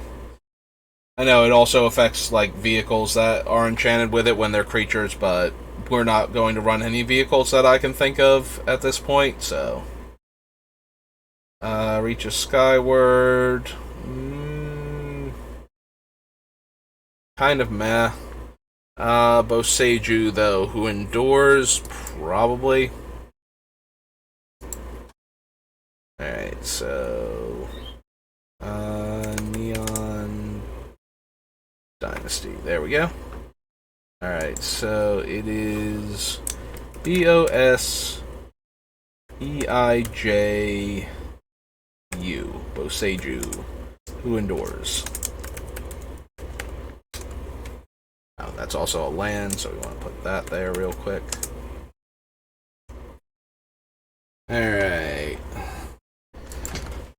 Have the branch. Brilliant Restoration. All artifacts and enchantment cards from your graveyard to the battlefield. Nope. No. No. No to that. No. Probably also no to Circuit Mender. For the same reason that I wasn't really interested in the Filigree Familiar. Gaining 2 life and drawing a card, and then gaining 2 life and drawing a card is fine, but I wouldn't be like super interested in like cards like oh god, what's the actual name of that thing? Ichor Wellspring, I think, is like a 2-drop artifact, and when it comes into play and when it dies, you draw a card, and we have ways to sacrifice like the creatures that I'm thinking about putting in. Even when I have ways to sacrifice artifacts, he comes into play, draw a card, and leaves play, draw a card, doesn't normally make it into the deck anyway, and this is just basically that, but for creatures. So I would gain 2 life and draw a card, and then gain 2 life and draw a card if I can sacrifice it twice. Isn't really doing enough, I don't think, and will probably wind up getting cut anyway.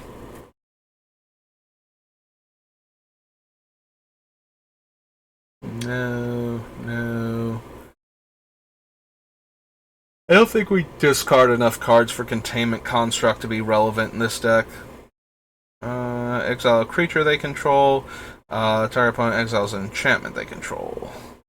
Dockside Chef as a sack outlet has a decent chance of making it in, same way as it did for the Bullies when we needed a sack outlet.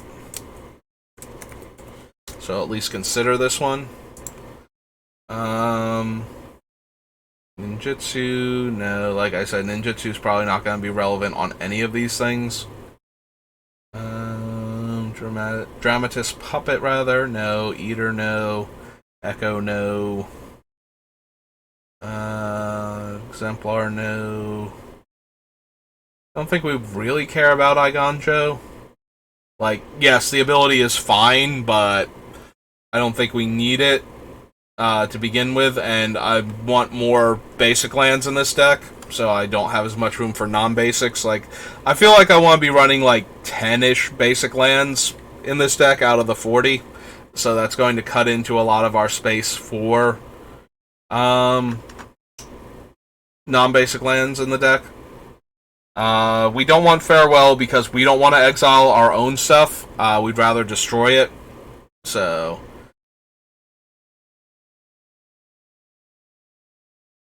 or we want to be more targeted with our exile effects, at the very least, so. Fragment of Konda. Generous Visitor requires a cast, first and foremost. May return an enchantment to gain 3 life. Gloom Shrieker's okay, but not amazing. Lifelink, Trample. Yeah, we're not going to run any of the Goshintais. Noted that. Enters the battlefield, draw a card. If a creature died this turn, otherwise each player sacrifices a creature. So we definitely get the draw card off of the enchantment version if we played it and sacked it to itself. But I don't think that's good enough. Beginning of combat, returns a vehicle from your graveyard to play. Trample and channel. Probably not. Turns the enchanted land into a 4/5. No. Can't run him at all. No to the vehicle. No to this.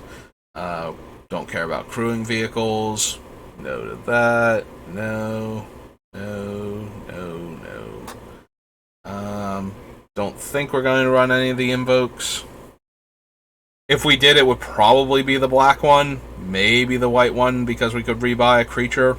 Well, rebuy a permanent from our graveyard to the battlefield. But ultimately, I don't think so. Alright, so Jugan defends the temple, makes a 1/1 that taps for green, puts 1/1 counters on our creatures, and then becomes the enchantment version of itself. Which lets us pay mana to put counters on things when it comes into play. I don't think that's quite good enough. The main reason is that when it dies, it comes back as the Saga, and we would get the 1/1 Monk again and the 2 counters, but I don't think that's quite good enough. We're not actually casting a lot of enchantments, all things considered, so no to that. 1/1 counter on target creature you control, and channel. No to him. Dies, choose one, each opponent discards 2 cards and loses 2 life, or I get a non-dragon card from a graveyard onto the battlefield and I lose 2 life. We can run Junji. We don't have a ton of dragons, so the things we'd be able to get back most of our graveyard in order to get, get a creature back that died while Myrkul wasn't around. Or just steal a creature from our opponent's graveyards that's not a dragon.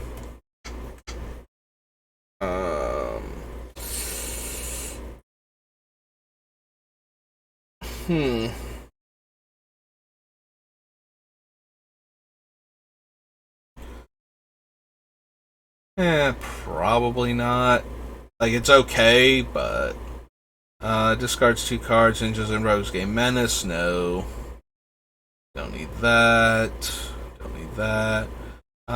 Cast an enchantment spell, it gets the counter, so no. No to Tech Wrecker. Reach. Modified creatures you control have trample. Whenever a modified creature deals damage to a player, I can get a land from my deck. don't know that I'm going to be modifying a bunch of things. Search your library for up to 3 land cards, reveal them and put them in your hand, or create an XX spirit based on the number of lands I control. It's a 4/4 flying death touch. Kyodai we can't run because of the 5 mana activated ability. Go to Leech Gauntlet.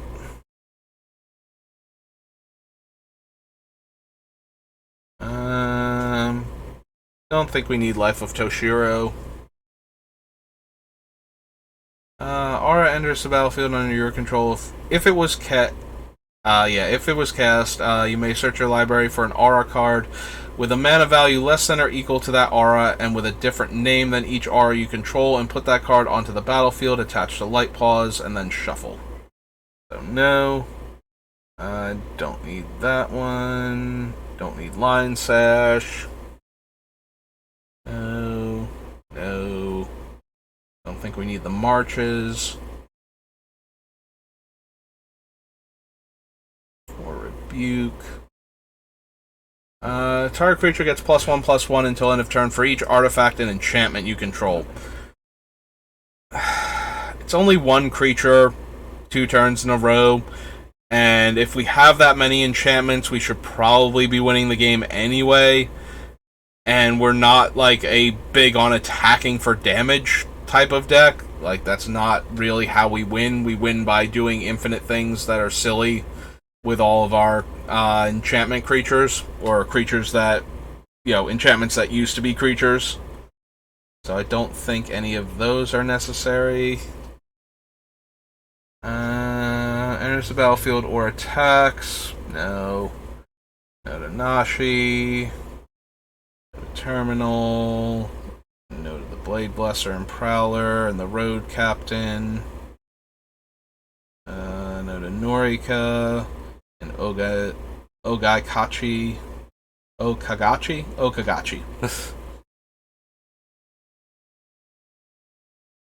Don't think we need Reckoner Raid to drain our opponents. Don't need Salvage. No. Can't run it. No, no. No to that. Yeah, she's like a big creature and then she'll die and then we'll get to buff our things twice, but she's not actually accomplishing anything. No to Bankbuster, I think. Shakedown, no. The one thing about Bankbuster is we can draw 3 cards off of it, make the creature crew it, sacrifice it, have it come back as an enchantment with 3 counters on it, draw 3 more cards, but the mana investment over time and only being able to cap out at 6 cards probably means we still don't need it.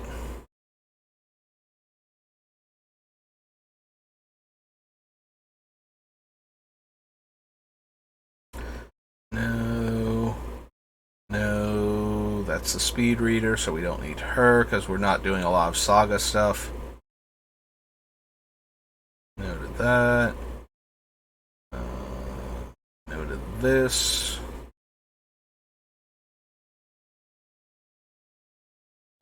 Return Visionary to its owner's hand. Reveal the top 4 cards of your library. Put a land from among them onto the battlefield tapped. Rest into your graveyard, and we can channel him in order to get back our non-legendary cards from the graveyard to the hand. I don't think so. Like, he's obviously fine for the channel effect to buy back things that died while we didn't have Myrkul around, but I don't think we need him.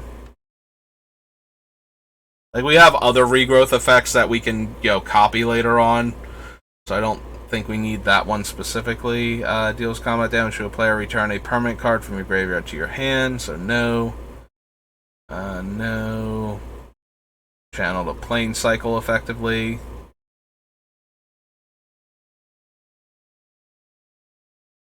Takamuna. Also works with our deck. Also don't think I need it. Like, Boseiju destroys non-creature. Like, it destroys, artifacts, enchantments, and non-basic lands, I believe. It doesn't touch creatures or planeswalkers. But it's still a land that destroys a lot of problematic permanent types that we can just, use that way. or we can play it as a land. Safekeeping gives our permanent hexproof and indestructible. If I'm going to run a card like this without any of the other effects, this is probably it, because it prevents it from dying in two different ways that are both relevant. One of them is way more relevant than the other because I might be indestructible, but that's not 100% guarantee, and we haven't been taking a ton of cards that let us pay life. Whenever you cast an enchantment spell... Okay, so he is cast the enchantment as opposed to have an enchantment enter the battlefield. What's her name? Kami also doesn't... is also a cast trigger, or a Kaimi. So yeah, that doesn't work the way I would want it to. Mill 3 cards, make a spirit, put a 1/1 counter on target creature. So no to those. Gain 2 life, look at the top card of your library. Oh, top 3 cards. Exile one of them face down. Yeah, that's probably not going to happen. Exile target creature an opponent controls with mana value 4 or greater. Each player gains control of permanents they own, and then the backside is a creature that dies to draw a card. I don't think that's necessarily strong enough. Each opponent sacrifices a creature unless they discard a card twice, and then it becomes the 0/4.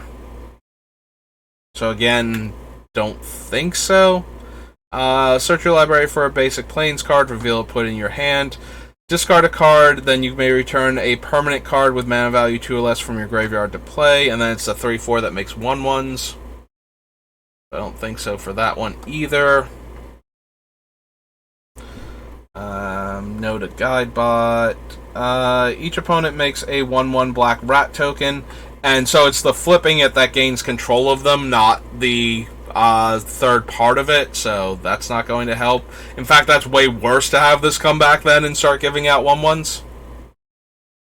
No to Twisted Embrace. No to Scavenger. Return target creature card with mana value X or less based on the number of modified creatures, so no. 1 less to cast for each modified creature, and it's an 8/8 Trampler. Weaver of Harmonies. Like, I'm just going right past Intervention. Weaver of Harmonies. Other enchantment creatures you control get +1/+1. Green tap, copy target activated or triggered ability you control from an enchantment source. So, yeah. That one seems way more relevant, because it's a lot harder to copy triggered abilities than it is activated abilities. There's a lot of ways to copy activated abilities, but the triggers from our things coming into play as enchantments, Weaver of Harmonies being able to copy those is a bit more relevant. Alright. So, just like before, we want to skip the first one. The first one should be Neon Dynasty Alchemy, and then this one should be Commander cards. So, the white-blue deck is a Vehicles Matter, and the red-green one is Modified Creatures Matter.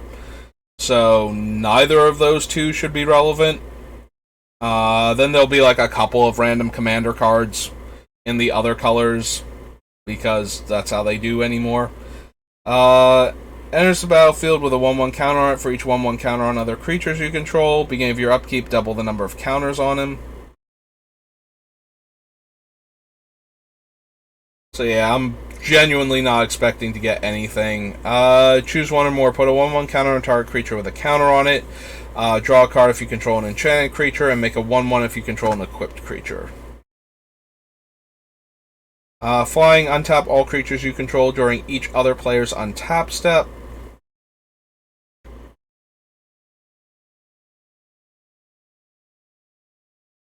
Oh, that's just Genesis Hydra alternate artwork.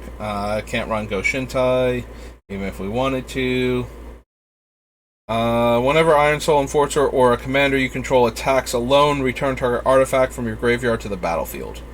Nope. This is the one that needs to be enchanted, equipped, and have a counter on him to do anything, so no. Enters the battlefield with an indestructible counter on it if it was cast from your hand. Hello again, Dr. Cryptic.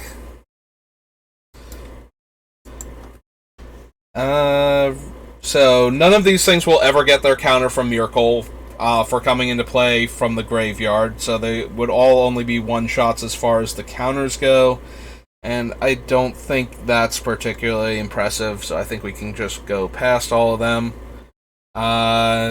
Enchanted creature you control. Whenever enchanted creature or another modified creature you control dies, make X/1/1 spirits. So that's not going to be relevant. Improvise, destroy all non-artifact creatures. No. What else we got? Rampant Rejuvenator enters the battlefield with 2 counters on it. When it dies, search your library for up to X basic lands, where X is the number. Where X is its power. Probably not. Exile target opponent's graveyard. For each creature card exiled this way, get a spirit.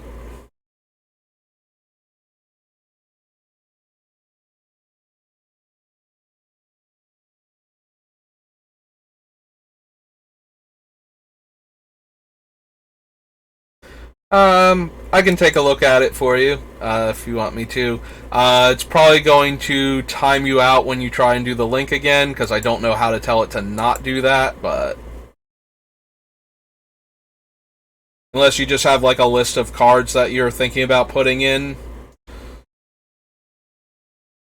Enters the battlefield, you may sacrifice another creature you control. If you do, create a number of treasure tokens equal to that creature's power. 3 mana, sacrifice X artifacts, return target creature with power X or less from your graveyard to the battlefield. X can't be 0. So, probably not. We don't have enough artifacts to make that work consistently. 1/1 counter of each of up to X target creatures you control. Auras, equipment, and modified creatures you control gain hexproof. So, no. Let's see. How do I see my whispers from this page? I don't think that I actually can, so I think I actually have to go and open my own Twitch channel. So let's head over to me, my channel. Yeah, there it is.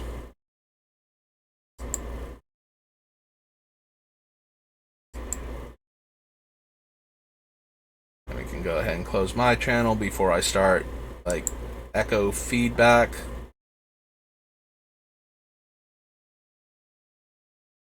Alright, so we've added Broker's Hideout, Command Tower, Maria, Faceless Haven, Lotus Field, Obscura Storefront, Radiant Fountain, War Room, Windbrisk Heights, Signet, Monolith, Basilisk Collar, Blackblade, Lotus, Helm of the Host, Soul Ring, Sword of Light and Shadow, Sword of the Animist, Thought Vessel, Horus, Vanishing Light, Cleric Class, Duelist Heritage, Ghost Prison, Binding, Righteous Cause, Smothering Tithe, Soul Snare, Test of Endurance, Wedding Announcement, still running a Chroma's Will, Blessed Reversal, Disenchant, Divine Offering, Exile, Invoke the Divine, Path to Exile, Release to Memory, Retaliate, and Teferi's Protection, Automaton, Adakar, Aegis Angel, Destiny, Finality, Jubilation, Thune, Archon of Justice, Baneslayer, Bastion Protector, Battle Angels of Tyr, Binding Angel, Bruna, Daxos, Mary Angel, Shepherd, Exalted, Gisela, Karmic Guide, Linden, Luminarch, Valkyrie, Sanctifier.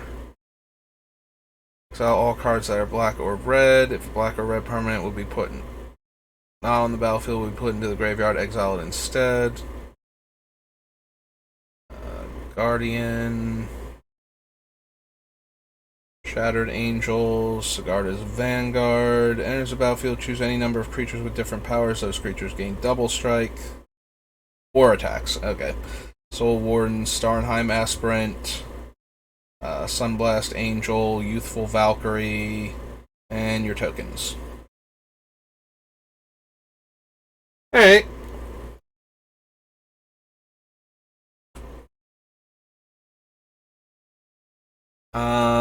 For which Archon? I thought you had more than one. Maybe you only have the one left? I thought you had one of the other Archons in here.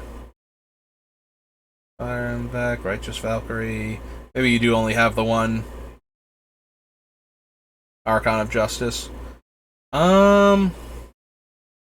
not an angel, so the Archon's not helping your deck in that regard. Is there anything else, though, that's doing worse for you than the Archon of Justice? Because the Archon at least has the ability to exile permanents when it dies. So it's a good removal card. Although you don't have a lot of ways to force it to die in this deck, like sacrifice outlets, things that would prompt your opponents to kill it, or wrath effects where you would be able to exile an indestructible permanent afterwards. So maybe it is okay if it goes. Yeah, that might actually be correct. If you don't have ways to force it to die, then you can't get rid of things whenever you want to. I mean, Mass Calcify doesn't... What's the casting cost on Mass Calcify? Like 8?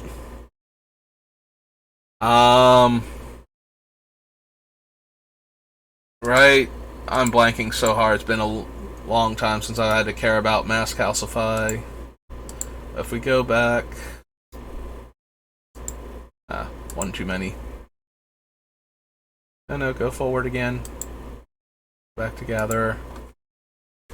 Mass Calcify. Is it only 7?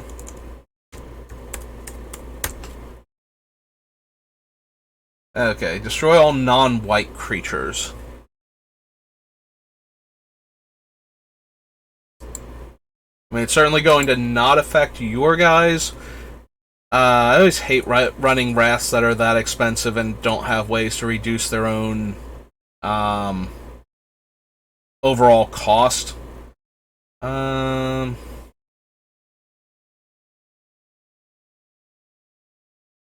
mean, it's good that it doesn't hit your stuff for, like, what artifacts do we have? Alright, it doesn't affect creatures, so it would only, or it doesn't affect non-creatures, so it's only that, so you have no non-white creatures. Alright.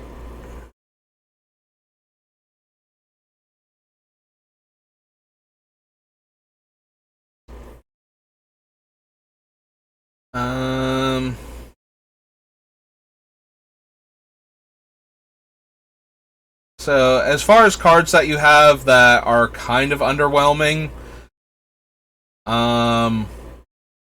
so the Blessed Reversal, gaining you 3 life for each creature attacking you, doesn't do a whole lot unless you're being attacked by actual large numbers of small creatures, and even in Commander, they don't tend to stay small that long. A lot of players that are running a go-wide strategy have a lot of huge buffs.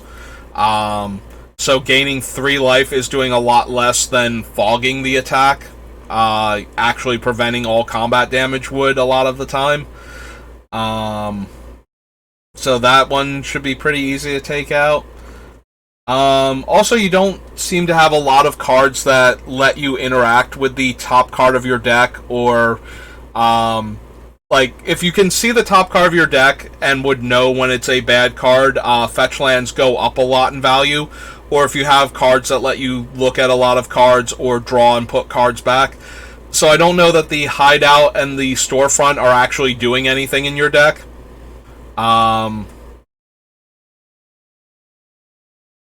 That's really helpful. That wouldn't be better served as just another land instead.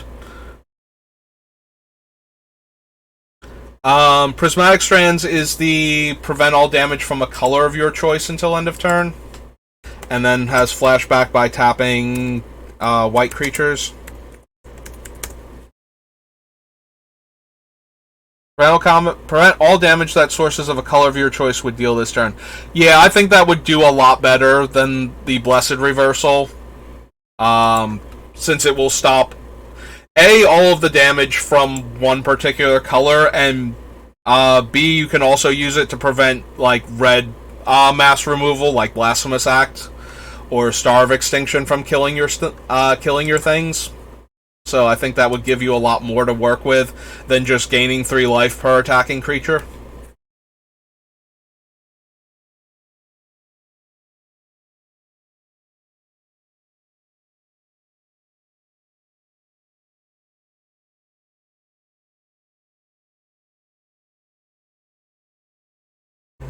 Player class.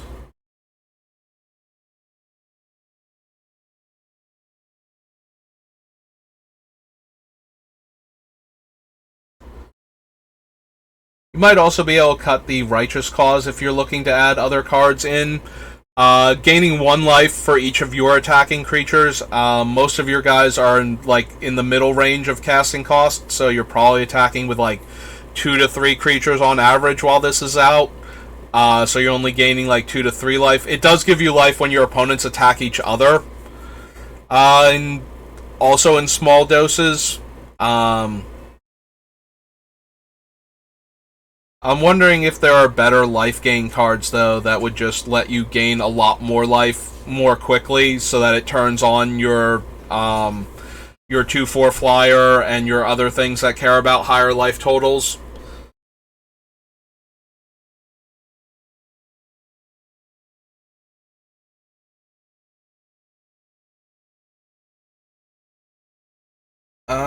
What's that one Rox that doubles your life gain? I forget what his name is now. Let's see. It's Rox something and... Faithmender. Yeah, if you're going to use life gain, you have a bunch of life gain payoffs. Might be worth considering as a non-angel for your deck.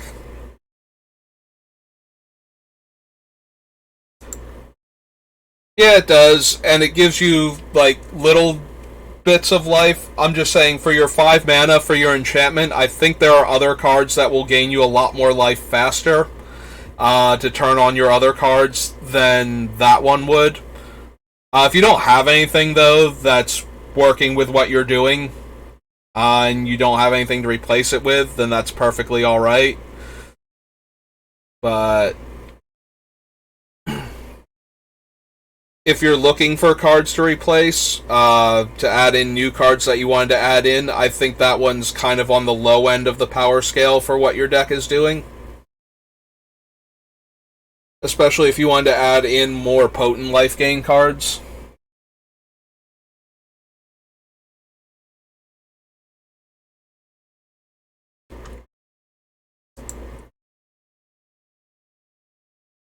Alright, I was in Commander decks. Turns the thing into a vehicle. Yeah, that's not really doing anything for our deck. It looks better. Definitely see a bunch of improvements to it. A lot of the cards have more synergy with each other.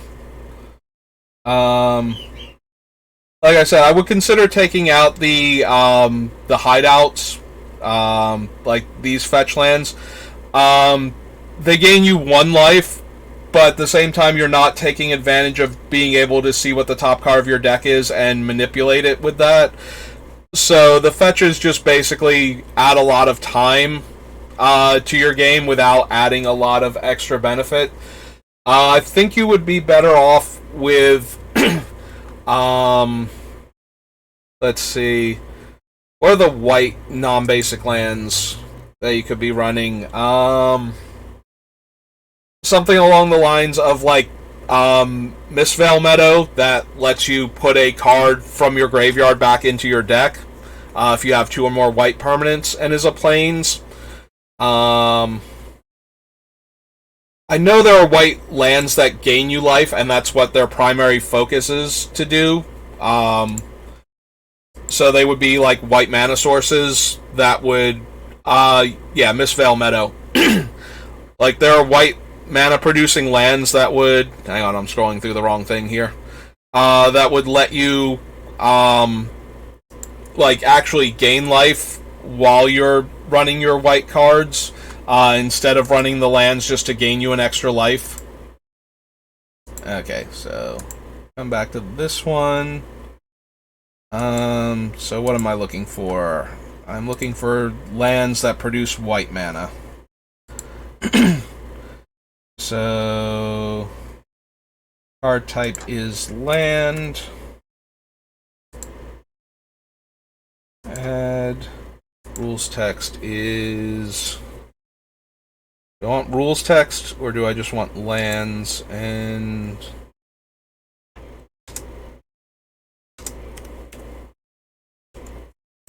I believe this works how I want it to.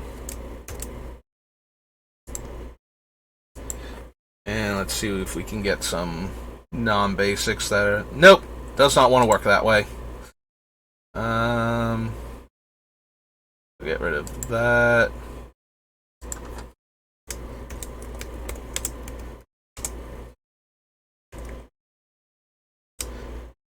I could have sworn you could shortcut it to tap add white.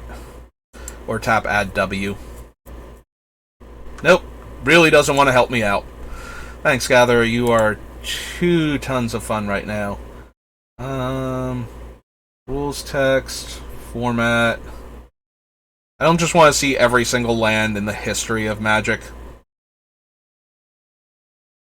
There's no way to do color things off of this thing. Ever so helpful. Nope. Not that one, not that one. Yeah, this is not going to go how I want it to. Just way too many lands to look at.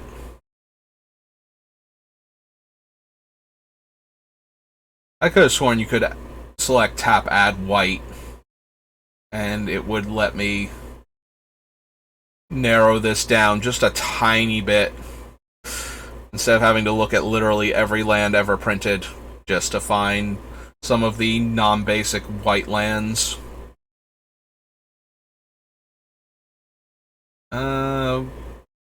Which one is it? Blighted Meadow is the white one. Gains you 2 life for each creature you control. Not the best. Draw a card only if you control a creature with power 4 or greater.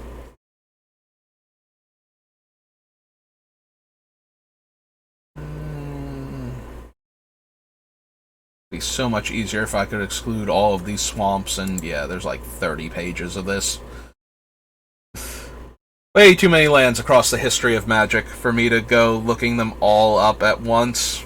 If I could just narrow it down just a tiny bit, would be much easier to figure out like what lands we should be looking for. By format, by card set, by card type. Yeah. But either I'm forgetting how to look up lands, or I'm just not, like, in order to get the rules text to the part where I need it to, because just looking at literally every land in the history of Magic is not helping at all. User comment, username, community rating, mana cost, block, rarity, hand modifier, life modifier. There's really no way to just add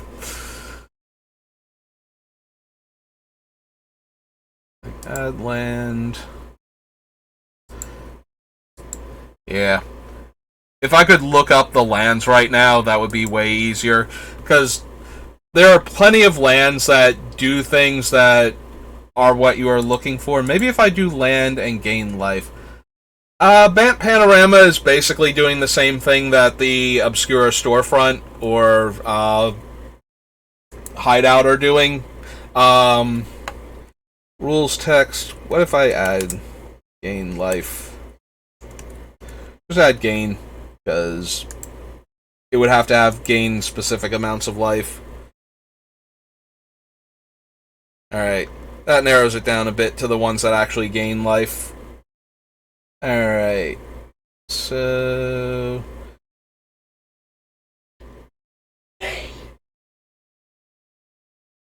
Because I know there's at least one white land that just... There you go. Like, Kabira Crossroads. Comes in play tapped and gains you 2 life. If you actually want lands that gain you life that you can play...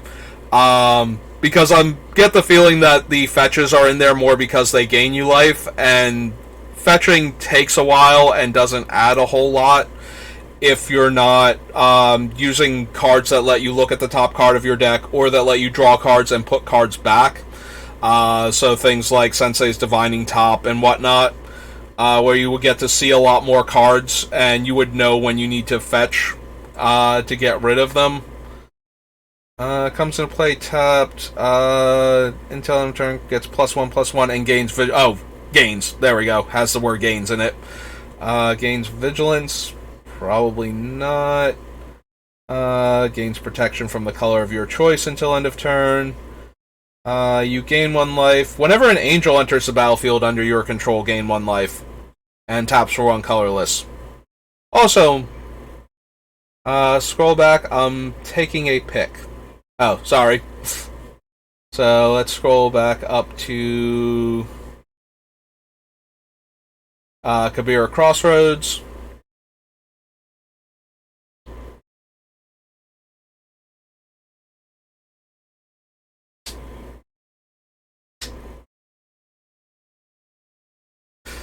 Alright, and down here to the angel one.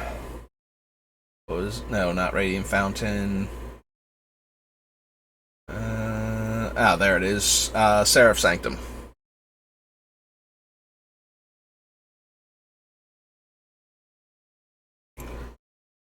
Yeah, I was gonna say, I know there are lands that gain more life than the panoramas, or not the panoramas, the new Capenna fetches, where it would be would just be gaining you more life without making you shuffle a lot. Also, you're running 37 lands, 38 lands, which is fine. I usually run about 40 in my deck, so the problem, I usually run a lot of fetches though because of that. So when you fetch, it diminishes the number of lands left that you can draw if you need lands with each one that you get. So you gave up the 1 land that you had in play in order to fetch. Now you get the other land, so now your deck is down 2 lands instead of 1, and you still only have 1 mana source, which is fine when you have enough in the deck that you want to thin it out a little bit. But if you do too much of that, when you're trying to get your 7th land to cast your higher spells, you'll find that you miss that land drop a lot more often. If you run too many fetches and too few actual lands on top of that. So by going down to functionally 36 lands in your deck, it might trip you up just a tiny bit. So if you're not getting extra value out of fetches, like I said, if you're looking at a lot of cards and you get rid of the ones that you don't want, and you know when to shuffle your deck because you know how many lands or how many what the next couple cards you're going to draw are, so you can shuffle them away when you don't need them. The fetches go a lot up in value. Whereas if you don't have access to that information, the fetches are just another land in your deck that decreases your chances of drawing another land next turn. Which is great when you have tons of land, and not so great when you're trying to get to 7 or 8 mana to cast your spells. Alright, popping back over here. Alright, we already saw Ruthless Technomancer. And that card. Or equipped creature attacks, add green based on its power. So noted that.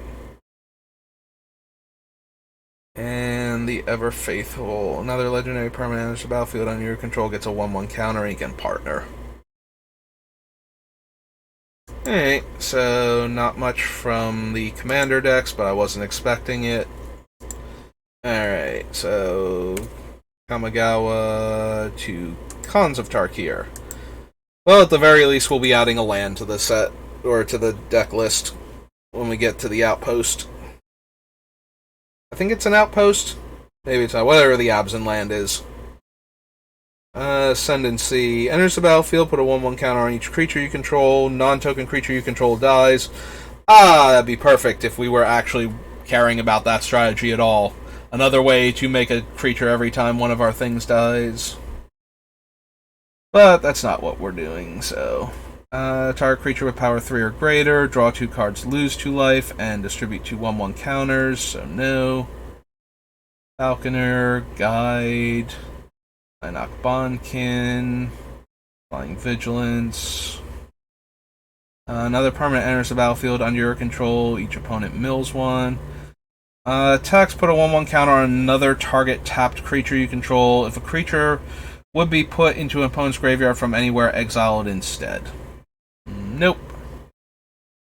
And distribute 2 1/1 counters among 1 or 2 creatures you control. No. Lose 4 life unless you attacked. No to Bitter Revelation. Can cast it from the graveyard. Creatures you control have vigilance and can block an additional creature. Warriors get +1 power. Warriors get +1 toughness. Tap target creature. Delve. -2/-2. Whenever a creature dies this turn, gain 1 life.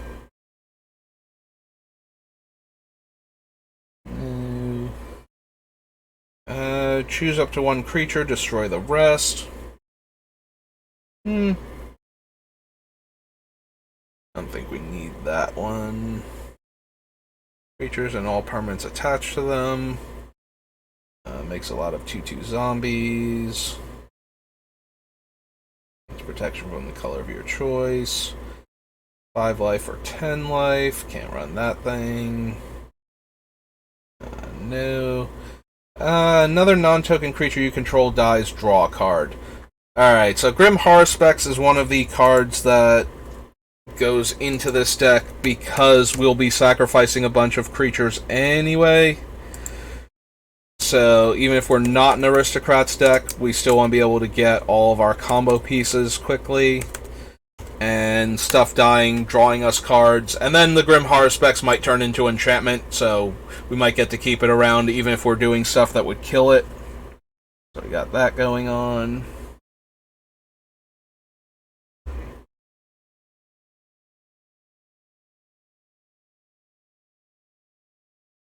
says color of your choice. For which thing? Oh, Feat of Resistance? So you choose the color when you cast it, so you choose whichever one is the relevant thing. Usually, like for your strands, so you choose the color when you cast it. So you'll choose whatever color is the most relevant for the things that are about to hit you, or about to hit your things. So if you're trying to stop Blasphemous Act, you choose red. If your opponent is attacking with a bunch of creatures and you're blocking and you want your things to not die, you choose the ones... So if it's a red and green creature, you choose... you can choose either of those colors to have that creature's damage prevented. At that point, the question is there anything else likely to deal damage this turn that you might also want to prevent? So if the creature that you're trying to stop from dealing damage is red-green, you might choose red just in case their follow-up play might be a source of red damage that you would want to prevent. It's less likely to be green. There's not a lot of green direct damage. Things like Hurricane and whatnot do exist, so that might be relevant to your choices. But basically, you're going to choose the color that is most relevant at the time, and if two colors are the same relevance, just trying to guess what the most likely secondary thing you'd be interested in dealing with is, going to determine which of those two colors you should pick. So yeah, if you're trying to prevent damage from a bunch of red-green creatures, the likelihood is that the opponent will have a red damage source. So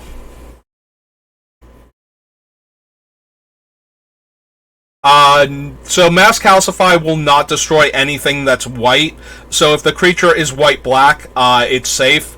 If the creature is white-blue, it's safe. If it's got hybrid mana and one of the hybrid mana in it is white, even if they don't use white mana to cast it, it's still a white creature. So that's fine. So yes, anything that is white, even if it's another color, Mass Calcify won't destroy. In order for it to destroy creatures that are white, but also the other color, it would have to say it destroys all blue, black, red, green, and colorless creatures instead, in order to destroy creatures that are white but are also those colors. So the way it's worded, if the creature is partially white, it's protected from Mass Calcify.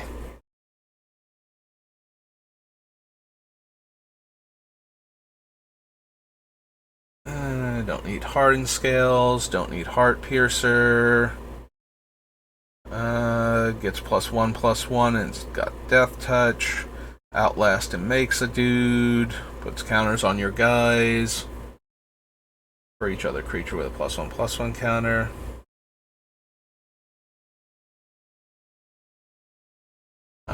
Dies, gains 2 life.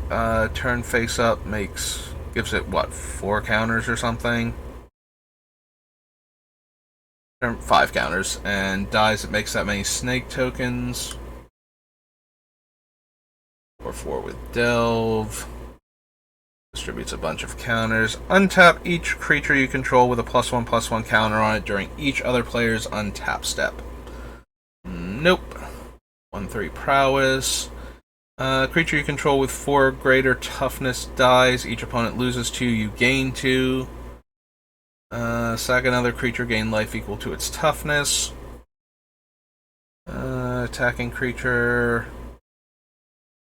More toughness matters cards. No to all of these. Gains Death Touch. If you attack, you get a 1/1. If you attack, they discard a card. Turn face up gives +2/+2. Wanders off for a while. Outlast, and creatures with 1/1 counters on them have Death Touch. Murderous Cut. Naturalize, Necropolis Fiend. Outpost, Opulent Palace. Turn face up, untap another creature.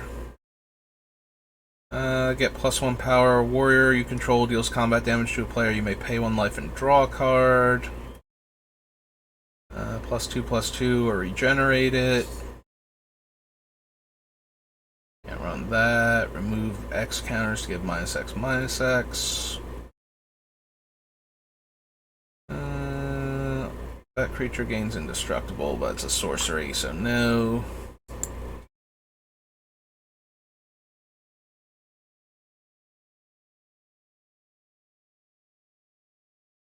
Turn face up.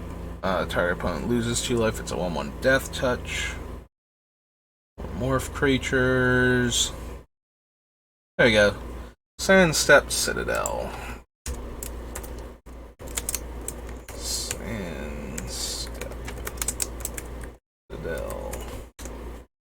Okay. Savage Punch. Top 5 cards. Put a creature or land from among them into your hand. Rest into your graveyard. Top 8 cards. Put a creature card from among them onto the battlefield. If you control a creature of power 4 or greater, you may put 2 of those cards instead. Probably not. For 3 basic lands and put them in your hand. No. Elven Death Touch. Good old Siege Rhino, but no.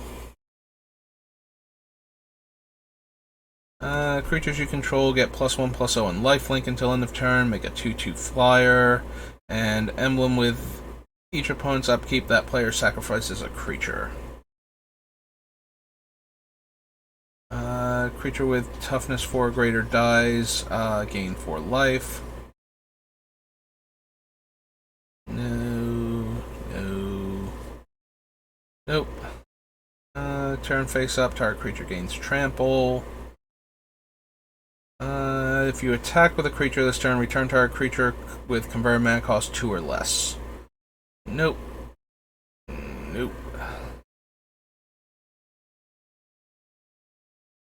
Nexus gains first strike. There we go. Utter End. Utter End. No. Utter End. Not Utter End. Oops. I did it again. Keep just barely clicking on OBS instead of whatchamacallit, and then it clicks away from all my stuff. This turn face up, gain 2 life. No. If you attack, you get another rock. Whenever it attacks, you gain 1 life for each attacking creature. Okay, so we got a couple cards out of that. Also, real quick, one of these things gives lifelink for its Outlast ability. Oh wait, no, but it's a static ability. Never mind. Each creature you control with a 1/1 counter has lifelink. I was thinking that we could give lifelink to like the Necrotic Ooze this way by giving it Outlast, but giving it Outlast doesn't actually give it the lifelink. The other thing would have to be in play, so that's not going to work. Alright, so that was cons. Well, we are almost definitely not going to find a creature in Legends that we want. Might find a spell or two, though. So, who knows? No.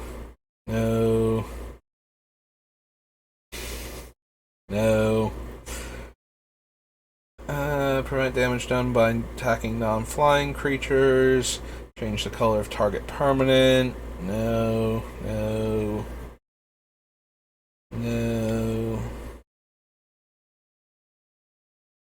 The Ancients, Avoid Fate, Barbary Apes.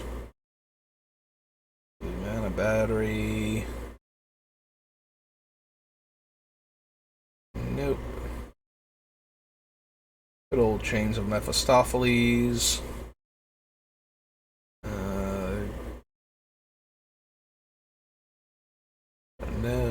No. Don't need Concordant Crossroads. No. Forest Walk, no.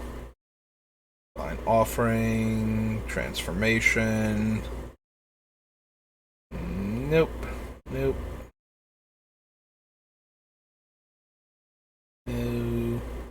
No to Eureka.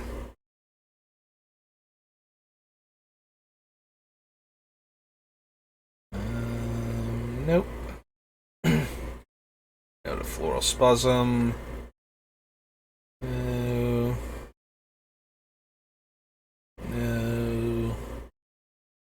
Nope. All the glyphs. No. Nope. Do we want Greed as a way to get our life total down low enough for Myrkul to be indestructible? Maybe. I feel like if we want Greed, we just kind of want Erebos instead. But I suppose we can add it to the list. Commander Legends. Regular Legends.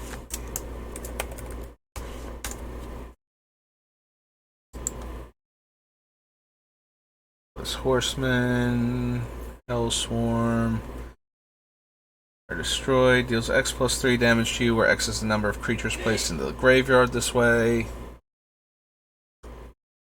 Caretaker.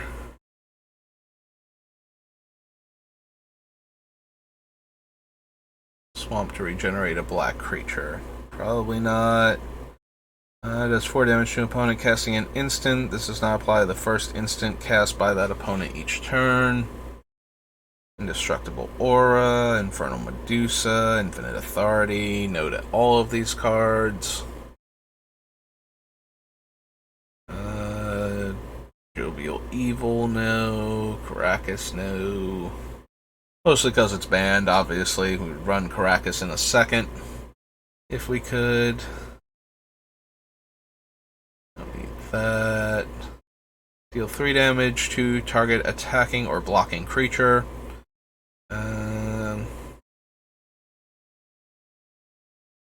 Don't think we need land tax. I think we got enough other stuff going on. Lesser Werewolf, Life Chisel, Life Matrix, Lifeblood, Living Plane, Lord Magus, Lost Soul, Mana Matrix, casting an instant, interrupt, or enchantment. Nope. Marble Priest, Master of the Hunt, Your Universe. No to Moat. No to Nether Void. Nova Pinnacle, Pendle Haven, Petrosphinx, Planar Gate, Presence of the Master. No. Nope. No. Alright. What does this do? Return to your hand all enchantments you both own and control, all auras you own attached to permanents you control, and all auras you own attached to attacking creatures opponents control. Then destroy all other enchantments you control, and all other auras attached to those permanents, and all other auras attached to attacking creatures your opponents control. Okay, so no, don't need that. Play with their hands face up. Nope. No to Serpent Generator. No to Brownie. Can't redirect damage, so no. Nope. No to that. Sylvan Library. Another fun way to draw a lot of cards and pay life. We will have fetch lands. Okay. Sylvan Library can join the deck. Get us under 20. Get us at least 220. That way our Myrkul will be invincible. Don't need the Abyss. Don't need Tabernacle. Wretched. Thunder Spirit. Don't need any of these vanilla legends. Underworld Dreams, Untamed Wilds, Urborg, Vampire Bats,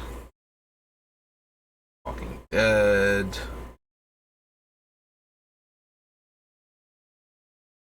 Willow Satyr. Nope. Okay.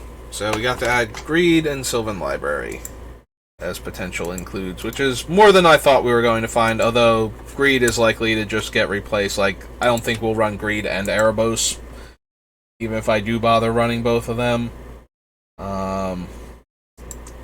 So... Legions.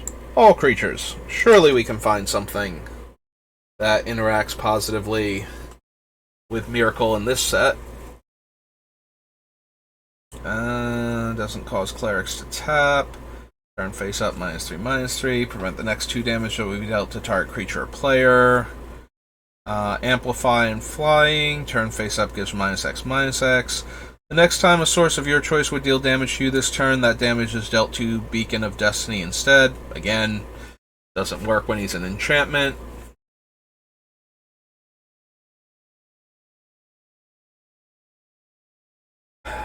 Alright, so one of the weird things about Blood Celebrant, since I'm planning on running Carrick, is that at that point you're allowed to pay 3 life to add 1 mana of any color, which can be very relevant with Carrick. I don't know that we need this thing in there, but I'm willing to at least consider including it for its ability to interact with Carrick in that way. We're going to go to Legions, and we're going to add Blood Celebrant. It might not make the cut, because Carrick's just 1 card in the deck, and one of the cool things we can do, and not all of the cool things, so we might not have room for a card like Blood Celebrant, where if Carrick were my commander, I would absolutely be running this thing, just to be able to go 3 mana, add 1 mana to our mana pool. Or, I'm sorry, 3 mana. Yeah, 3 life, 1 mana. Trample and Provoke. Sliver deals combat damage, makes 1/1s. Comes into play, I get a 2/2 for everything that died that turn. That wasn't a token. It's put into a graveyard from play, remove it from the game, then return up to 2 target bird and or cleric cards from your graveyard to play. I won't have enough of those necessarily. As long as you control a bird, no. Sacrifice a creature, search your library for a zombie and a swamp card, reveal them and put them in your hand, then shuffle. Sacrifice 3 clerics, search your graveyard, hand, and or library for the Scion of Darkness. Turn face up, regenerate a creature. Turn face up, destroy target enchantment. Deals damage equal to number of 1/1 counters on it to target attacking or blocking creature. Sack a zombie, destroy target non-zombie only anytime you can play a sorcery. Creatures you control get +0/+2. 1/1 trampler, prevent all combat damage. Deals combat damage, sack a permanent. Can't block, deals combat damage to a creature, destroy that creature, it can't be regenerated. It's a 6 mana 4/1. No thank you. Sack a goblin, destroy a land. Put into a graveyard from play, choose a creature type and shuffle all dead creatures into your library from your graveyard. Noted that, noted this. Pseudo lifelink on slivers. Provoke. All soldiers get 1/1 in first strike. Target player loses 1 life for each zombie. Elves get +2/+2. This can be cast from the graveyard. Non-creature spells cost 1 more to play.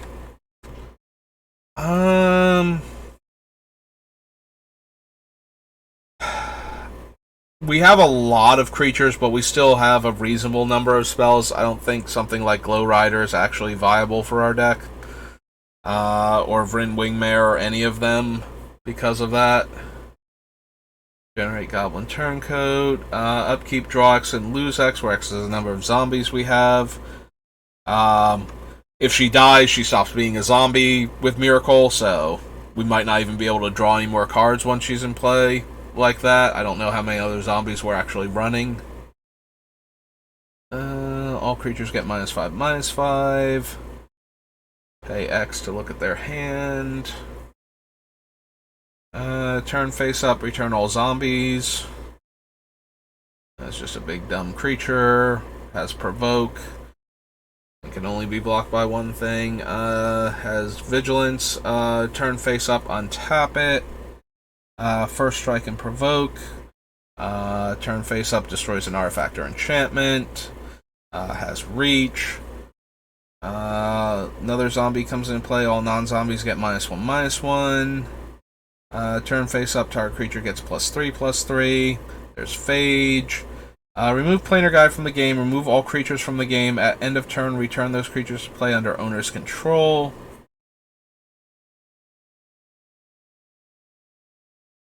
Just so expensive to try and activate with after casting Myrkul to protect him. And it exiles itself, so we can't even get it back as the enchantment token to use it again later. I don't need the slivers, don't need the scion. Untap all permanents during each player's untap step. Probably not. Not with what we're doing anyway. Cycles a card, gets +2/+2. Doesn't untap during your untap step. Whenever a creature comes into play, untap it. Tap target creature with converted mana cost 3 or less. Nope. One, have it lose flying and it has provoke. Pumps based on elves. Beast comes into play, gain 3. No. Turn face up. Creatures of the type of your choice get +2/+2 and trample.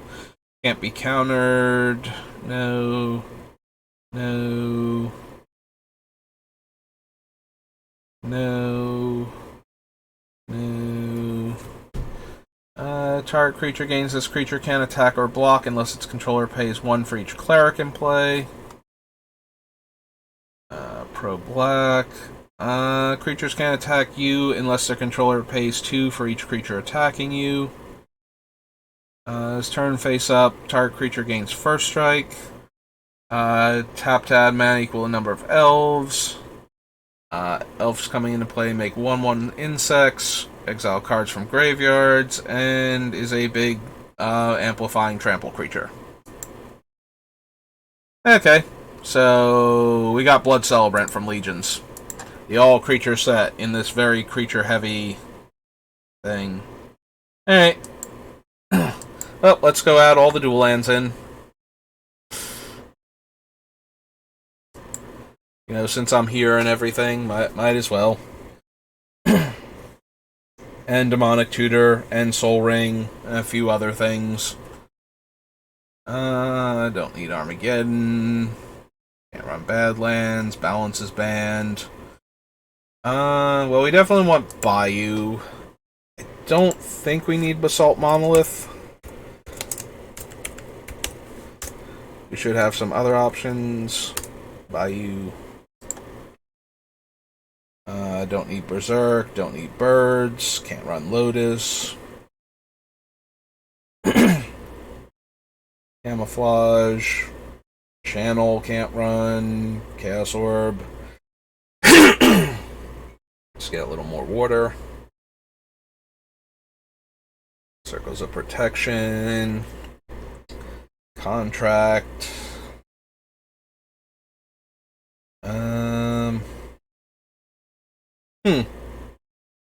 I forget which card this was that it's not in anymore. Oh, right, Crusade. I keep forgetting that one's one of the ones that they put on that list. Cursed Land, Cyclopean Tomb. Don't think we're running Dark Ritual. Death Grip, Death Lace, Demonic Attorney, Demonic Hordes, Demonic Tutor. We're gonna say yes to that. Unsurprisingly, we are running black in Commander, so Demonic Tutor. Maybe one day I'll build a deck that doesn't want to run Demonic Tutor, or that is trying to play a different game of Commander, and therefore can just let Demonic Tutor go by, but that's going to be a really weird deck that runs black and doesn't run Demonic. Don't need Fungasaur, don't need Gaia's Liege, Grizzly Bears, Howling Mine, Hippie, Island Sanctuary, Arma, Kudzu,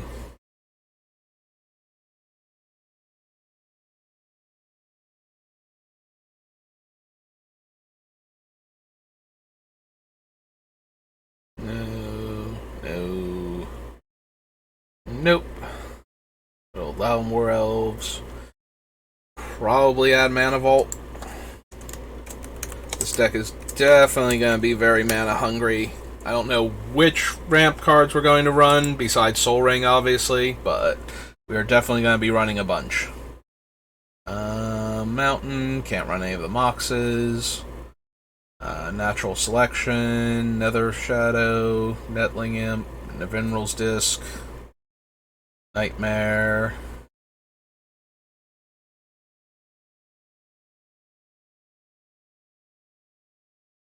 Pearled Unicorn, Personal Incarnation, Pestilence, Plateau, Pure Lace. Don't think we need Regrowth. I'd rather have like the Regrowth creatures over it. There's Savannah.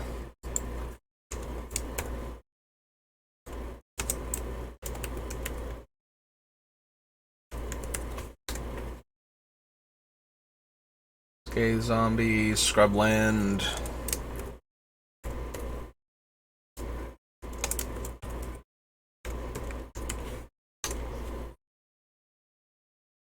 Your Vampire, Sarah Angel,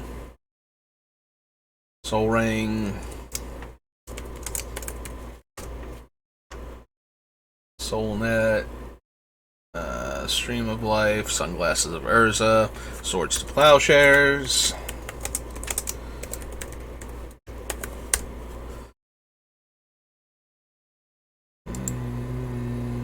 Tega, Terror, Thicket Basilisk, can't run Time Vault, Tsunami. Verdoran Enchantress is in while Enchantress is in play, you may immediately draw a card from your library each time you cast an enchantment. Is she a cast trigger still? Whenever you cast an enchantment spell, you may draw a card. So yeah, we can't run Verdoran Enchantress because she is a cast trigger. Veteran Bodyguard doesn't work the way we wanted it to, so he's off the list. White Knight, White Ward, Wild Growth, Will-o'-the-Wisp, Winter Orb, Word of Command.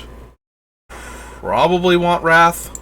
Probably want Wrath and Damnation as our major Wrath spells, unless we want one of the other variants. I will add Wrath to the list, though, just in case. And Zombie Master. Alright.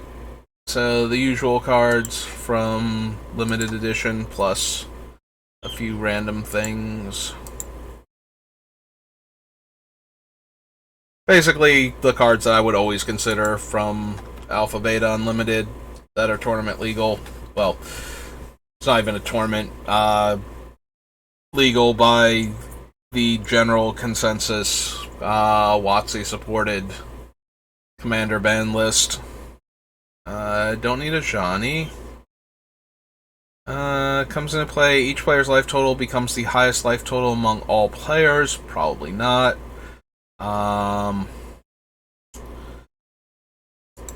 Even though I don't want to destroy... Yeah, I'm typing in Austere Command. Lure Win. Hate destroying my own enchantments, but at least I get to decide when this thing destroys enchantments, and sometimes you just gotta do it. Like, the opponents just have way better enchantments than you, or too many different ones that are killing you, and you can't just destroy one of them. So, gotta at least consider Austere Command here. We're scrolling past things pretty quickly. Don't need Changeling, Double Strike, no. Buffing Treefolk, no. Regenerating Treefolk, no. Clashes with opponent, so no. Tutors Goblins. Destroys a Treefolk or Forest. Champion a Goblin. Goblin you control deals combat damage to a player. You may put a 1/1 black Goblin token into play. Whenever a player plays a Goblin spell, you may pay green if you do gain 2 life. 3/3 comes into play, gives +3/+3. Deals 2 damage to each attacking or blocking creature target player controls. Pro red, sacrifice it, prevent all damage a red source of your choice would deal this turn. Is okay for countering cards like Blasphemous Act and whatnot, but I don't think we need this. Like, Myrkul is already warded against damage-based destruction a lot of the time, so unless the source can be given, like, Wither or Infect or something to kill him off, I don't think that's going to be particularly necessary. Also, it is locked into the one color, and while it's very flavorful, I would rather be able to choose the color just in case for like a black base board wipe that deals lots of damage, or like an Exsanguinate or something, which I think deals X damage and you gain X life, but equal the amount of life dealt to each player, but it might be life loss for Exsanguinate. +1/+1 for each other attacking Kithkin. Changeling and champion a creature, and it's a 4/4 lifelink. 7/7, so neither of those are relevant. 3/4 reach, makes 2 1/1s, deals 2 damage to each flyer. Don't need either of these. Oh yeah, better options than Crib Swap. No. Flash comes into play, prevent the next 3 damage, and has Evoke. Death Render. Although Death Render does do some cool things when you can sacrifice your own creatures for value. Notably, it lets you pay 2 before you sacrifice the creature in order to basically get one of your more expensive creatures from your hand directly into play. Yeah, we should still consider Death Render.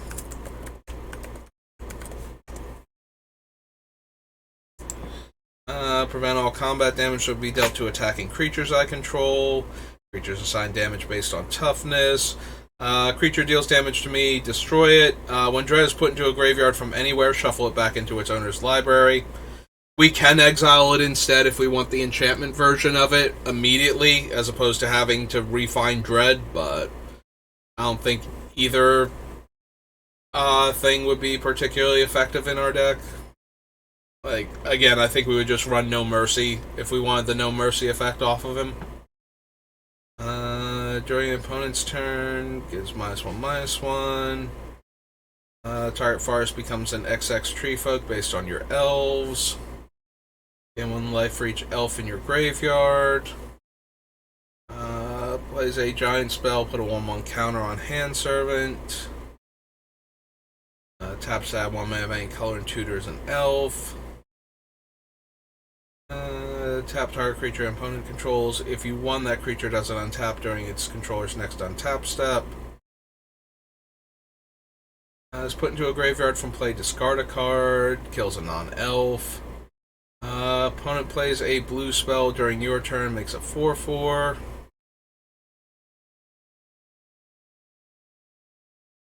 And none of these are really... Each creature with the highest converted mana cost has protection from all colors. Myrkul is a 7-drop. The downside to this is if somebody casts like an Ulamog or something, not only will we lose our guy anyway, because Ulamog can destroy or exile depending on which one it is, then we can't really kill Ulamog very well. Like, Favor of the Mighty makes the already indestructible Eldrazi Titan like super, super hard to kill. And it's not unreasonable to expect somebody to have one of the Ulamogs in their deck in Commander, I don't think. He shows up a lot, even outside of my decks, when I play, and he tends to make it into a lot of my decks because of that. Just being a giant indestructible cast trigger, destroys things type of creature. So... Otter Lodge... Ooh, excuse me, Footbottom Feast. So non-creature spells with converted mana cost 4 or greater can't be played. Non-creature spells with X in their mana cost can't be played. And he's a 2-mana 2/2. I think we have enough 4-drop and higher that Gaddock Teague isn't worth putting in the deck. Just because it will stop us from casting our things. And if we're putting those in our deck, we kind of want that, and Gaddock Teague is not our commander, so we can't guarantee him showing up and stopping players from casting high casting cost non-creature spells. When it attacks, remove another target creature from the game, and then return to the battlefield under its owner's control at end of turn.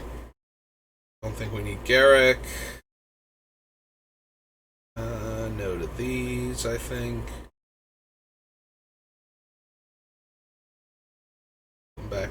Order? No. We have way better effects for that sort of thing. Can't be blocked by creatures with power 4 or greater. Tap a creature. Have to reveal a Kithkin or pay an extra 3 for it. Makes 3 1/1s, and you can sacrifice a Kithkin to gain a life.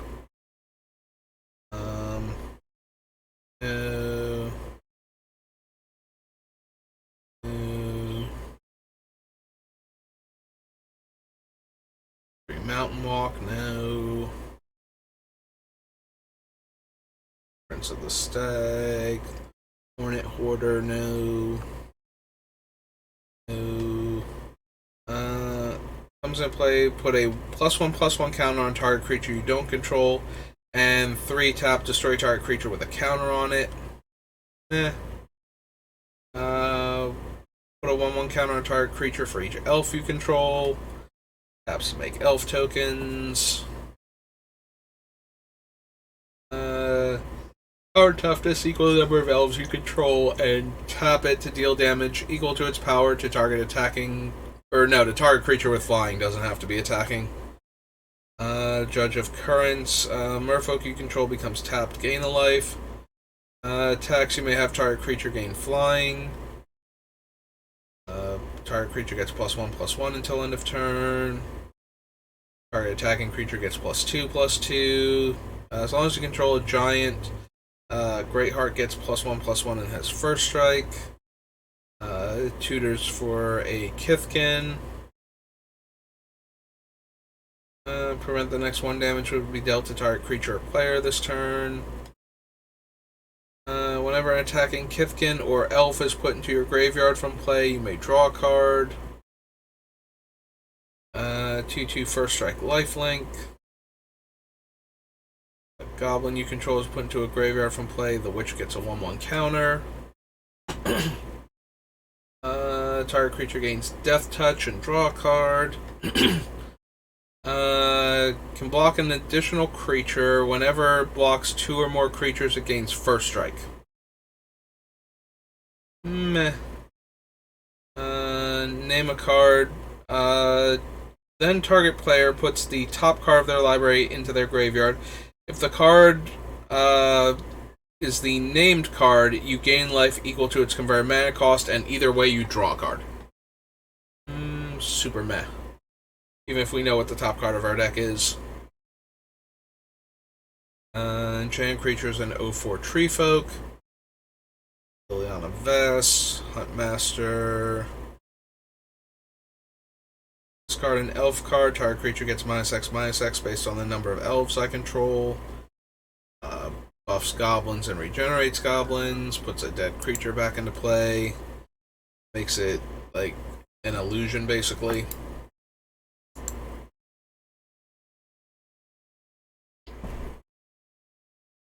Makes 2 goblins. Can come back from the graveyard and draws a card when it enters. Non-token creature you control attacks, you may pay white. If you do, make a 1/1 Kithkin that is tapped and attacking.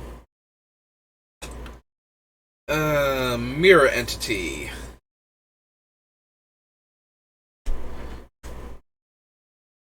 So, Mirror Entity is a very interesting card. First of all, you can pay 0 to kill all of your creatures, which doesn't sound great until you realize that Myrkul does in fact work even if he dies, and you do get to exile all of them and bring them back.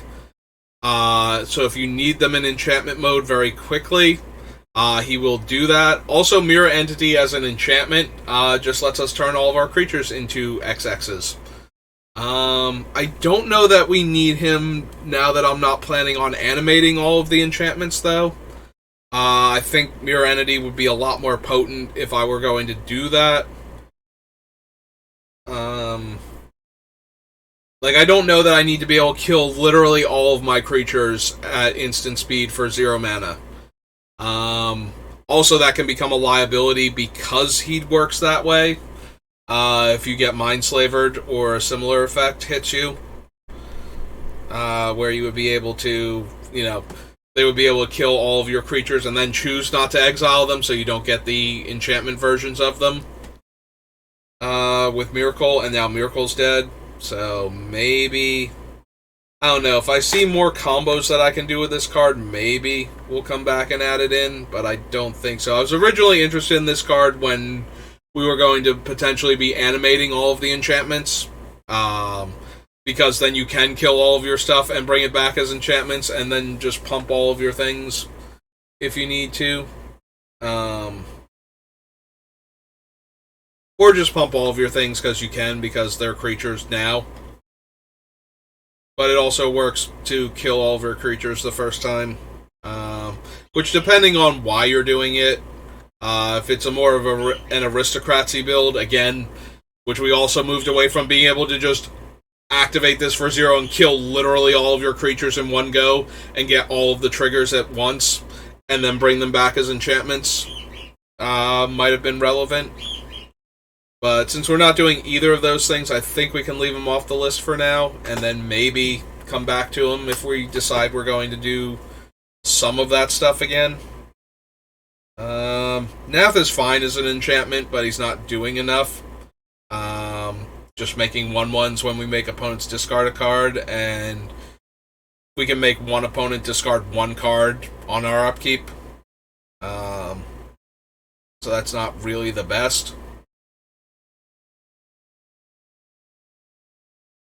Noted that. Ooh, excuse me again. Target fairy or elf gains lifelink. No. Enchantment permanent has, at the end of your turn, sacrifice this permanent and attach Nettlevine Blight to a creature or land you control. No to that.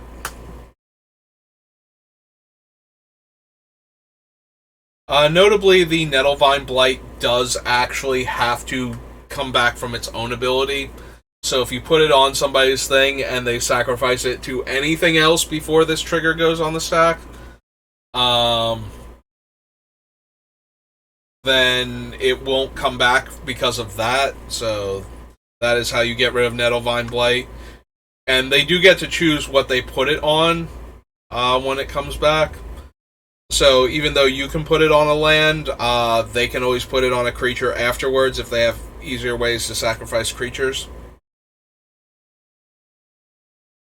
If you're wondering like how an opponent gets out from underneath that, it's very easy. They just sacrifice the creature to like anything else before that trigger goes on the stack, and then it goes away. Comes into play, clash with opponent. If you win, put a 1/1 counter on it. 5/7 vigilance trample. Good old O-ring. Discard card from your hand, gets +2 or gets -2/-0, and any player can do that. -1/-1 if you control a fairy, draw a card. 3/3 flying first strike. Prevent all combat damage that we dealt. Clash with your opponent. If you win the flip, creatures that player controls don't untap. There's Profane Command, which I don't think we're running. We might be running Primal Command. I was going to say, did we just scroll past Primal Command? And we did. The Pollen Lullaby was in the middle. So, yeah, Primal Command does have a chance to be in this deck. I don't think I want Profane Command, though. But, yeah, Primal Command, just for the tutor portion of it, should be good enough.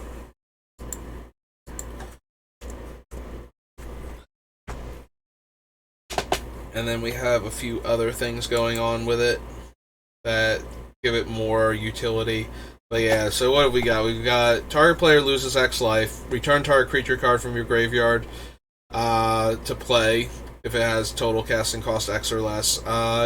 Gives a single creature -X/-X, and up to X target creatures gain fear. So yeah, we have better mana sinks for our deck anyway, so we won't need that one.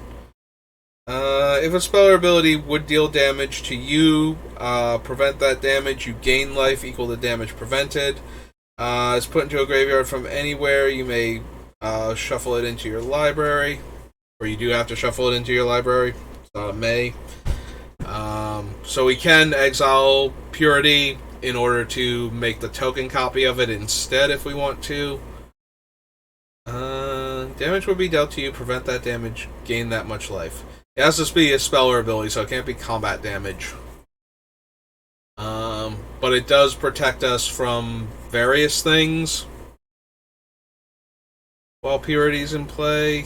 I don't know that I care enough, though, to want to run Purity. Like, there are plenty of other things that prevent non-combat damage that we could be doing. Whenever you play the activated ability, you can copy it. I don't know how many activated abilities we have that we want to copy with Rings of Bright Earth. So probably not. Whenever a player plays a Kithkin spell, you may have target player lose 1 life. Destroy target non-creature permanent. If you control a tree folk, draw a card. Remove an elf in your graveyard from the game. Gets +3/+3 until end of turn. Is put into a graveyard from play. You may search your library for up to 3 forest land or 3 forest cards and put them into play tapped. If you do, shuffle your library. Sentry Oak is a 3/5 defender. Begin combat on your turn. You may clash with your opponent. If you win, it becomes a 5/5 and can attack. Creatures target player controls get +1 toughness and gain all creature types until end of turn. There's good old Shriekmaw. Shriekmaw is mildly interesting because we can evoke it with Myrkul out, but if we have Myrkul out, I don't know that we need to evoke it. So maybe not as interesting as I would like. And then it's just, Ravenous Chupacabra, but it can't target black creatures. Skeletal Changeling, no. Soaring Hope comes into play. Gain 3 life. Enchanted creature has flying and white. Put Soaring Hope on top of its owner's library. Blah. Target creature gains fear. Destroy target enchantment. Clash with your opponent. If you win, destroy all enchantments your opponents control. Clash with an opponent. If you win, target creature gains double strike until end of turn.